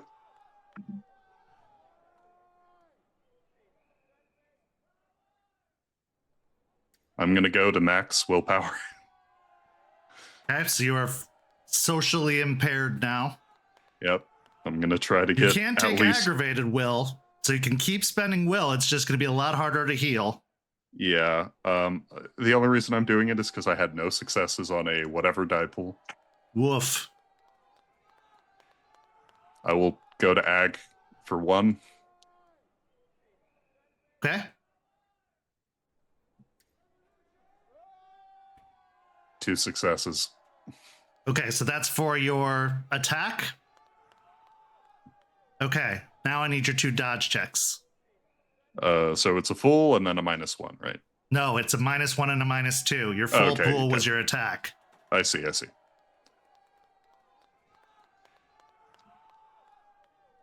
Because you focused on attacking, this is just kind of your reactionary dodging at this point. It's Dex Athletics? Yep. Okay.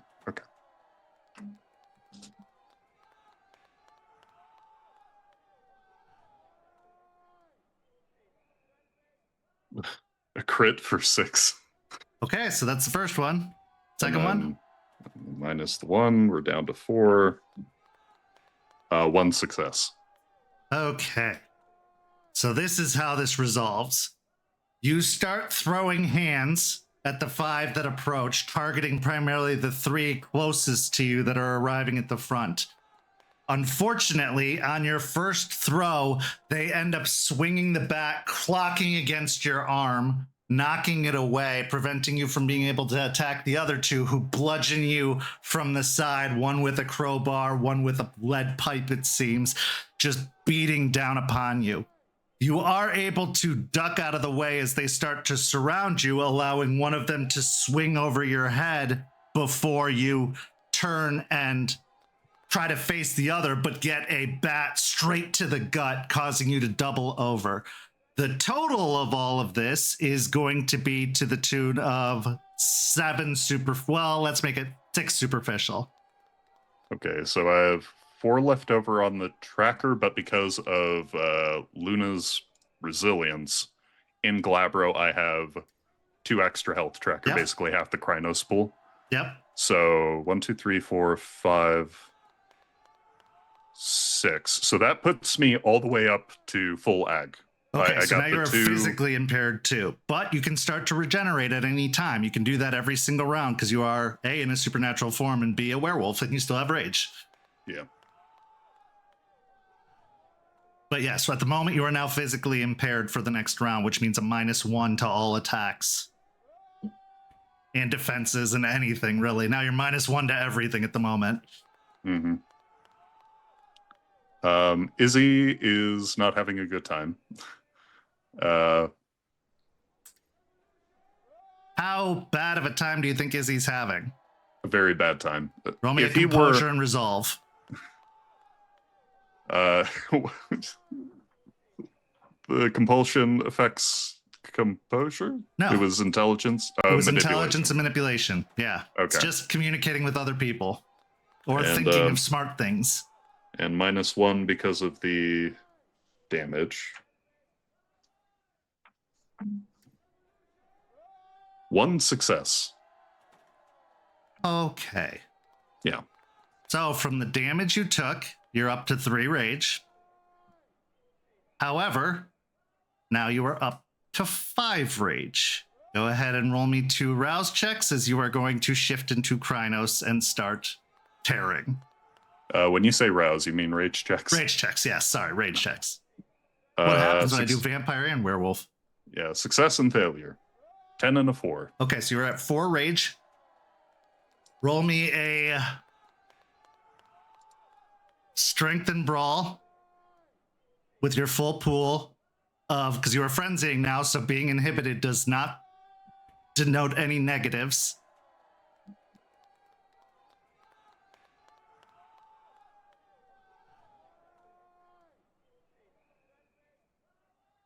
And this is Tooth and Claw, I presume. Yeah, absolutely. So, here we go. It's a crit for 8. Okay. So, grabbing the first person, you just rend them with your claws, tearing into them, ripping them almost completely in half with your strength. Of course, the delirium takes hold of all of these people present, and they all start scattering or cowing or going into the fetal position as they start to flee in all directions. However, you are a predator, and you are not done taking care of what caused you to do this. So I need you to make another strength and brawl check. Is there an opportunity to regenerate? No, because you are frenzying. Okay. You are not focused on healing, you are focused on destroying. Copy that.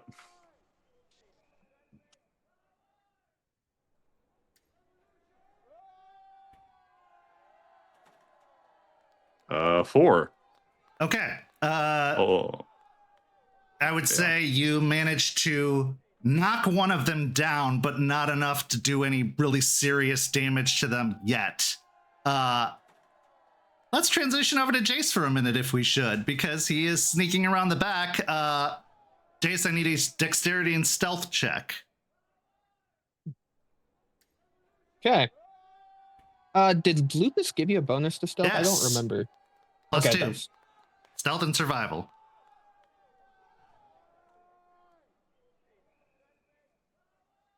3. Okay. As you come around the back of the complex, you reach the other side and you approach the motorcycle. Now you're still about 50 feet away from it when you see the rider turn to you and then gun the engines as the motorcycle takes off into the parking lot and out onto the street. This is about the time that Izzie loses his shit. And you see chaos breaking out. You see people running. You see a large werewolf basically just grabbing at people, slashing at people with his claws. What would you like to do? As the motorcycle takes off, he immediately wants to go and chase after it. And then he sees the werewolf in the middle of the street. He drops his head and starts running over. And then as it's happening, he's going to switch back into Glabros. That's my third change. Is that one going to affect me at all? Has it been the third change with oh yeah, it is the third change within this scene. Yeah, you are going to take a superficial damage from it.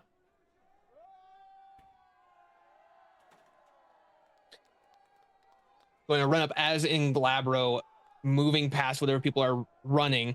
I'm going to attempt to shoulder check Izzie to try and get him to focus on me and not the people anymore. Okay, so I'm going to use his last brawl check of 4. If you beat 4, you will be able to do so.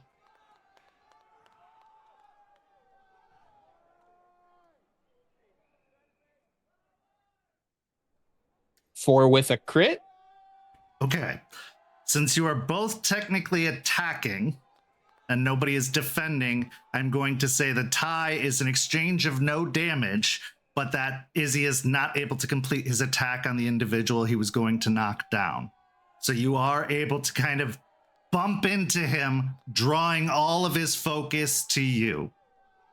Now, Izzie, even in a frenzy, there is still a part of you in there. They're just not in control. You do have a long history with Jace.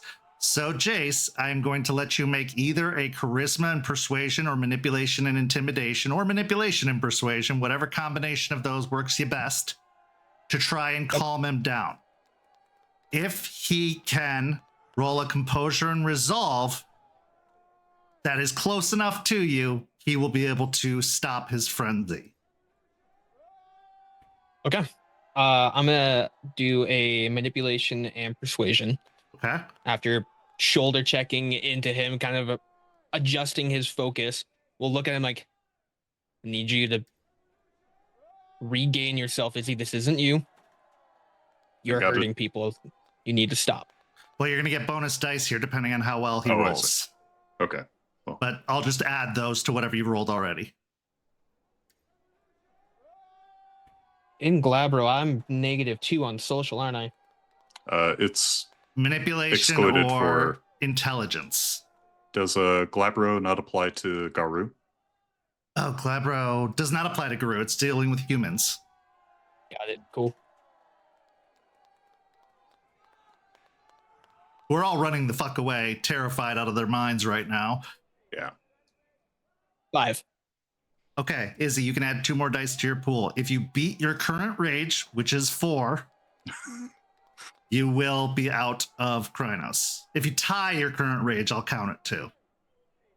I tied 4 for 4. Okay.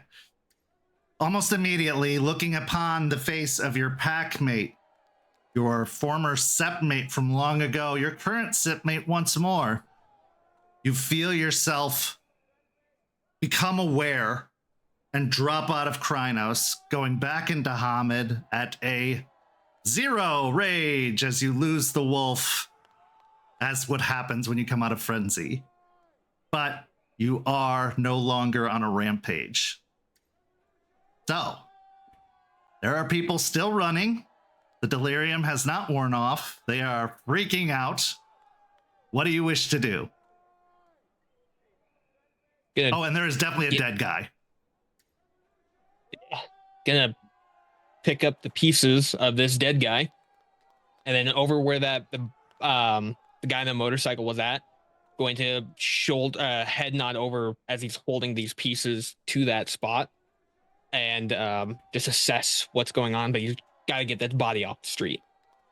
Okay. Izzy. Oh, go ahead. Izzy, as he sort of like shrinks back down, the fur and the claws receding, he's still under the compulsion, right? I would say because you frenzied, no.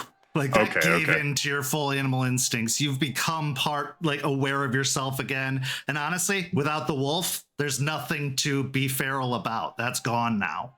Okay. In that case, there is a much wider degree of regret as his eyes go from the sort of like gilded feral to the, more stock standard green and brown as he goes, fuck. Okay. Well, and he just stumbles over to Jason, obviously seeing he's trying to move the body, and tries helping him. Okay. Strength isn't an issue here. You're in Glabro form, carrying a body. However, that body is in 2 pieces because it was literally rended in half by these massive werewolf claws that tore them to shreds. So, does Izzy take a piece of the body? Okay. I think so, yeah. All right. So what I need here is let's go manipulation and larceny check to cover up the scene of the crime. At least the murder. You're not covering up the riot. That's impossible at this point. 1 success. My rage still a 3, or has it gone up? Still 3. Okay. Yeah, you have not taken any damage yet, so. I want you to have the sight of the dead body and what's going on, where to increase it to. Okay. No. 3 is a pretty good level for I'm pissed. 3. Okay. So, taking the body as best as you can. There's, of course, going to be some blood. You can't have done anything about that. But you can take the pieces of the body and book it. As you do so, you are able to escape the scene with the body. The question is, what would you like to do with it? Whatever you do, it will be, for the most part, effective. I just want you to describe what you would do with these 2 halves of a dead person. Looking around, the area that we're in, is there any wooded area or dark there- alleys or There's a wooded area, but it would, I mean, you'd have to go across a major intersection to get there. You'd be carrying a dead body out in the street. Your best bet right now, oh boy, would be to probably dump them in a storm drain or potentially throw them in a dumpster and light the dumpster on fire. There's already a dumpster on fire, right? There You said is as in we the were coming parking in? lot, yeah. However, I will say that is at the scene of the crime, Yeah, so like, that is that's going at to the be scene. investigated by the people who come to check out the riot. Yeah. We'll head down several blocks and then look for a storm drain or something, something that we can just slide these two halves of a body down. It does take And a kinda little bit wash of our hands of effort. it. You got to remove the grate from the storm drain, but there are storm drains everywhere. Again, the flooding. So with your Glabro, I won't even make you roll. You're able to pull the storm drain grate off and start shoving the body down there, dropping. Yes. As the body is getting transported and maybe as the storm drain gets pulled off, Izzy is horrified that the chain of events are what they were. He will attempt to find any identifying like paperwork, driver's license or whatever on this person. Okay, give me a wits and investigation. You probably have the legs.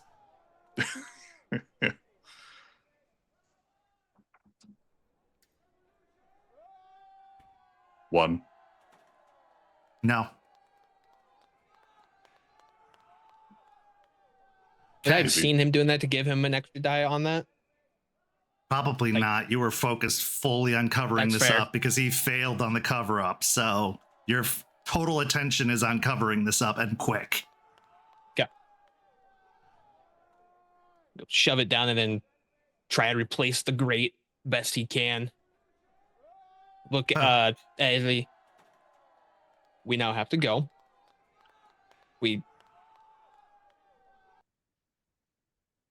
He'll put his finger up and he wants to say things, but he can't right now because he's pissed.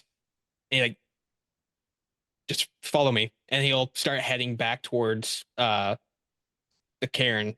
But can I do a quick check to see if how much blood was trailed behind us?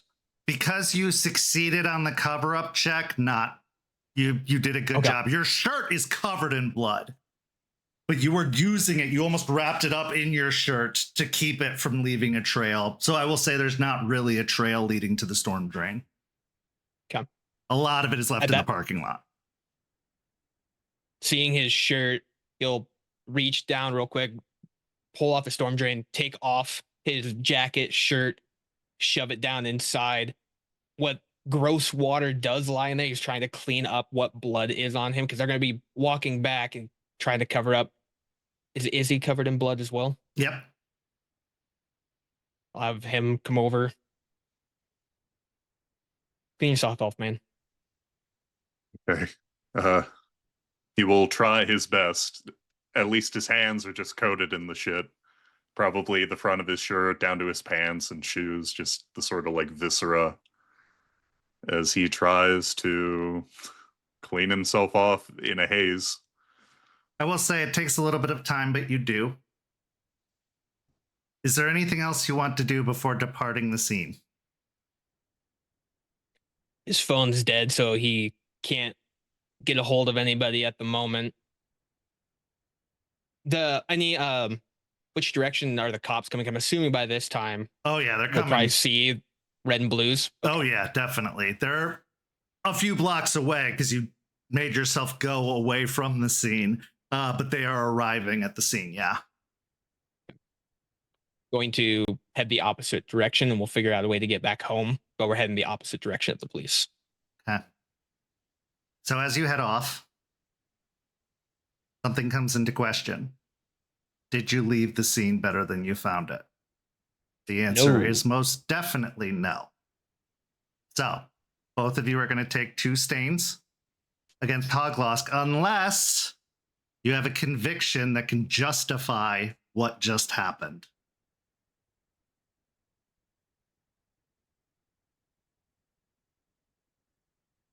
I have protect the forgotten and downtrodden. The initial purpose was to protect people, but they weren't protected in the end. No. So I don't have anything. Okay. Be a foundation of unity. Doesn't apply. Never bemoan sacrifice. Barely. Strike with power and precision. I mean, he did. But yeah, I but don't that's know. not the. I don't think that's the Yeah. intention here. Yeah. And That's then always try the kinder path. He did not. He was very much in animal mode. He didn't have the capacity for it. So okay. Yeah. Yep. So you guys are both going to take 2 stains, which we will resolve on our RBT for our Ko-fi subscribers. But now, as you 2 walk away, I'd like to know what's going through your minds before we transition to our final scene of the story. As they're walking down the streets, Jace is he's upset with the whole situation, more at himself. He should have stayed with Izzie and moved as a group in order to make this better, but that's hindsight.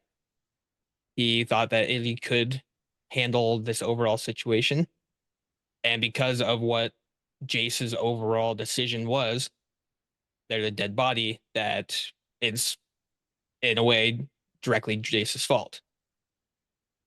And the guy that he wanted to get got away. And now we have no idea where they're heading. We don't know where the next riot is. Wasn't able to remove the definite glyph that was there. So now there's just another symbol of rage in this area that he has to come back at some point to remove. So this whole situation is frustrating as he is walking. His shoulders are slumped. He's fidgeting with his fingers, trying to figure out how he can try and make this situation better. But all they can do is focus on the negative. Izzie. As Izzie trails behind Jason, he's keeping pace as best he can, but having lost his wolf and all the events that have chained together, he feels probably at his lowest point since arriving in Tampa. And he can only replay the events in his mind as best he can remember when he was just driven by the instinct to pounce, to fight, and how in a moment where he felt threatened, he relied on Krynos, and it blew up in his face, as so many Garu often learn.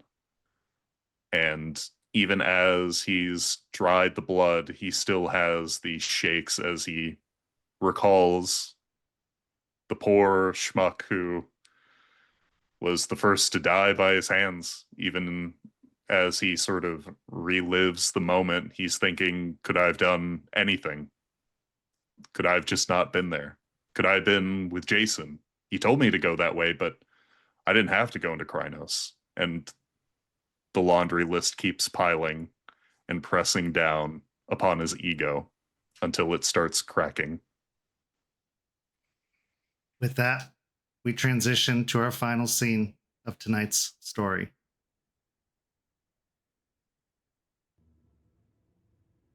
Jester and Aspen, it was a long walk back to the Sept. Your mind's milling over all that happened. One, you saw your first Garal in Garal form. Even if you've met Braxton, you've never seen him Hulk out. 2, did they know there was a Garal? And was this their intention the entire time? To try and make Charles do something that you have been teaching him not to do, probably would have obediently done without question before. What will the king say? Because technically, this is their territory, and you had no right to interfere here, no matter what your morals are. The law is pretty clear. And for a lawyer, that sucks, because you don't have a lot of room to argue or wiggle. It's a silent walk back. Iron Oath walks with, but also is quiet on the walk. Katerina went with her mother, but only out of shock, not out of decision. As you approach the sept, the yard of the estate is brightly lit. Torches have been lit nearing the throne, which is carved into a large wooden tree, almost like it grew out of it. Upon the throne sits Anastasia Volkova,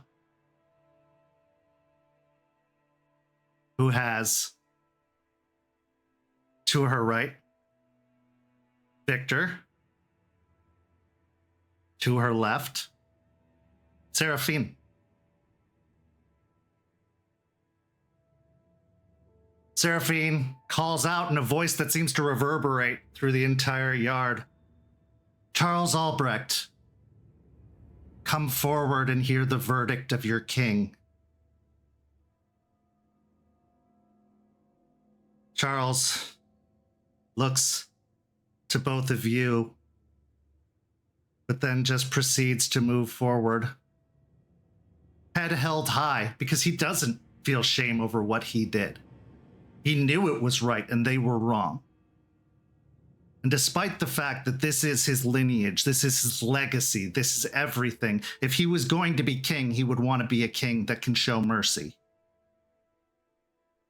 Unfortunately, he's not king yet. As he approaches the throne, Anastasia, holding the staff aloft, raps it several times, and it almost sounds like cracking of thunder. And that's when the two of you notice the silver falcon sat atop the throne.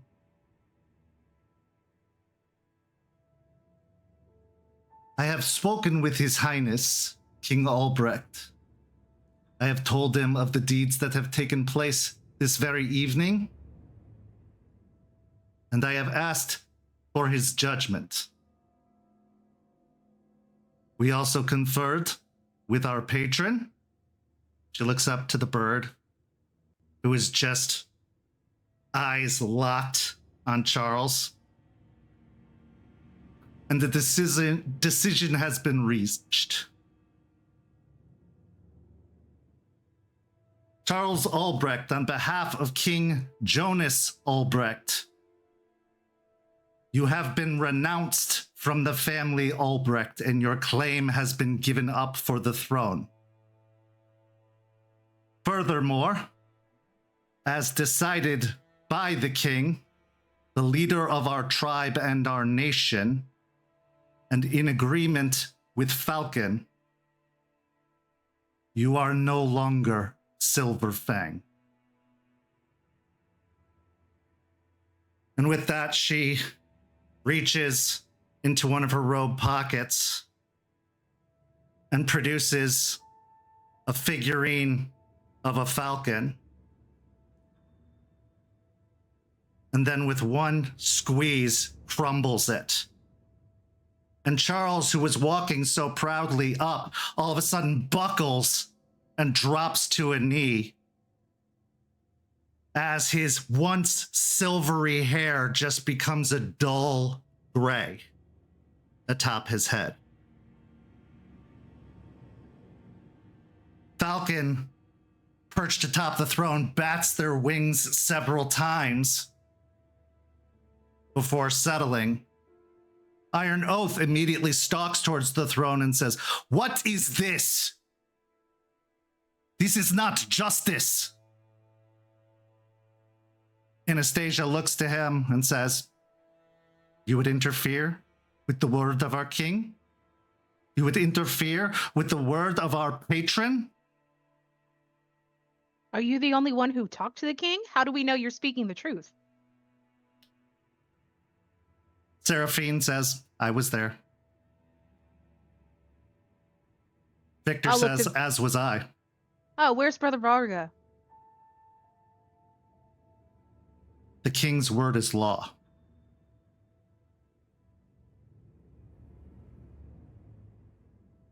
Iron Oath is fuming mad as he says, "You know as well as I that the king is in no position to be making decisions at this moment, which is why we are having this whole farce. What are you doing, Anastasia?" Taking power. She just ignores that.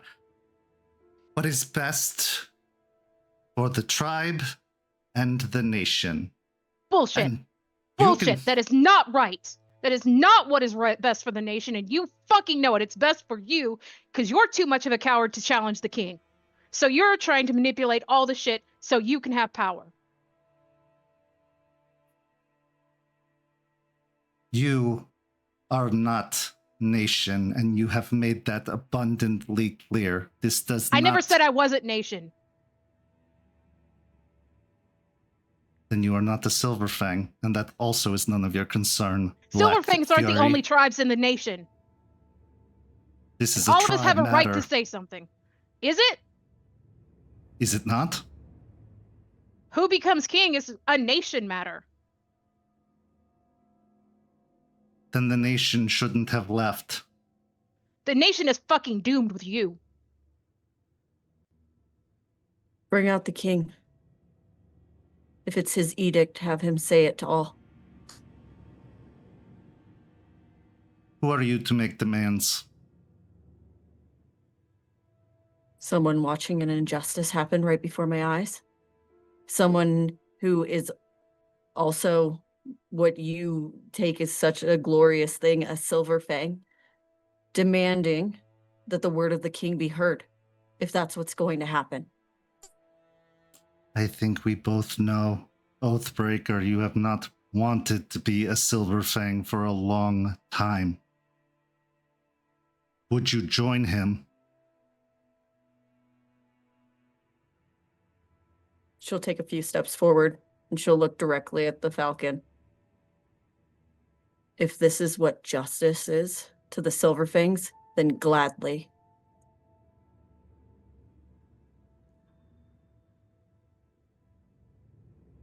The bird just stares.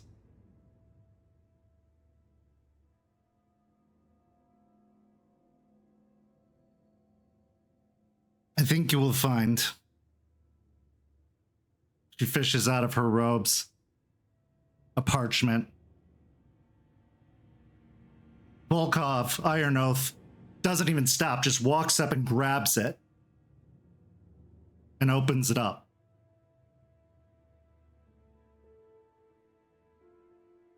Just because it bears the king's seal doesn't mean that it was the king's edict to do as she says, Anastasia, and bring the king forward to say it himself. If he is going to disrespect his grandson and this court, he should do it face to face.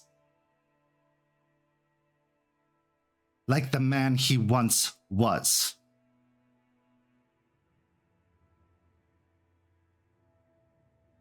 Anastasia, still unperturbed, says, "Fine.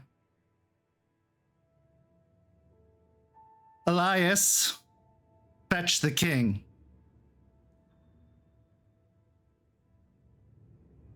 A moment later, the doors open, and Elias walks out holding the arm of the king. You can see he also bears a look of complete and utter shock at this entire situation, but he's been a servant most of his life. He does what he's told as if it's second nature. And on his arm is the hunched over form of Jonas Albrecht, barely able to stand, his long gray hair framing his scarred and wrinkled face, an eye patch covering one eye.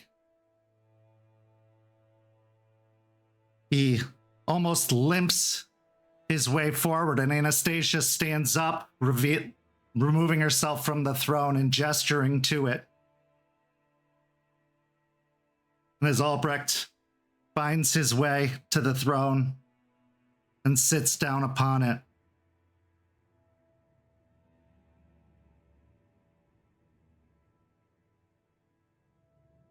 since none of this matters anyway. Those were my words. I have found the next queen, so I have no need of this heir.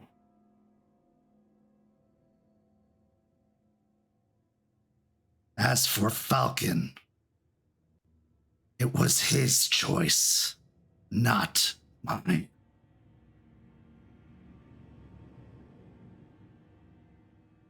Charles Albrecht, you are no longer Albrecht. You are no longer Morning Kill. And you are no longer Silver Fang.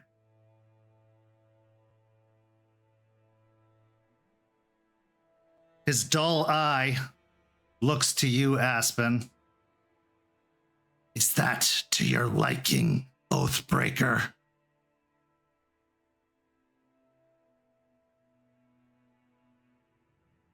This is what you see. This is what all of you see as justice. All because he wouldn't kill for you. Because he showed mercy. Then how can he call himself a guru that does not kill for his nation? Was it for the nation, though? Was it not the threat upon our territory? There's a threat that can be handled without killing, and you know it. We chose killing. You didn't do the killing, did you? You never do. That is not my place. But if I had to, I would. No, you're never willing to take the actual brunt of it. You just want to stay in the shadows and manipulate. I'll look to the king. The real Mari would be disappointed in you. And I'm going to go to Charles and just lay my hands on his shoulder. You are not Mari. You know nothing about Mari. Mari, who sacrificed herself for this pointless war. Mari would have continued to fight even when the great battle was done, if the war was still going on. We are still being changed and we are still dying. And you're just sitting there crying like a sad baby. Then go fight her fight, but do it elsewhere. Then this nation is going to die. I'll look to the rest of the people, and you are going to die with it. Come on, Charles. Charles is heavy as he stands. The crystal blue of his eyes just faded to an almost normal steel gray. He doesn't say anything or do anything until you reach the door to the house. When he looks to you, Jester, and says, I regret nothing, before going into the house. Before I walk after them, I look at everyone. Worried about threats to your sept.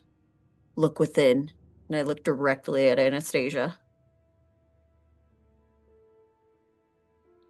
You guys will be nothing if you don't start standing up for what you believe in.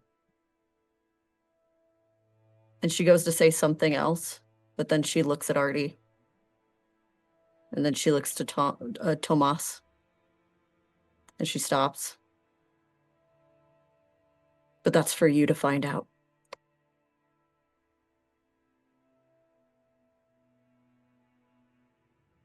Artie sort of helps you find your way away from this scenario. We're just going to prove them wrong. We're going to prove them all wrong. Who needs a bunch of old, decrepit, useless, backstabbing guru? We know where the fight is. Let's go fight it. She'll not.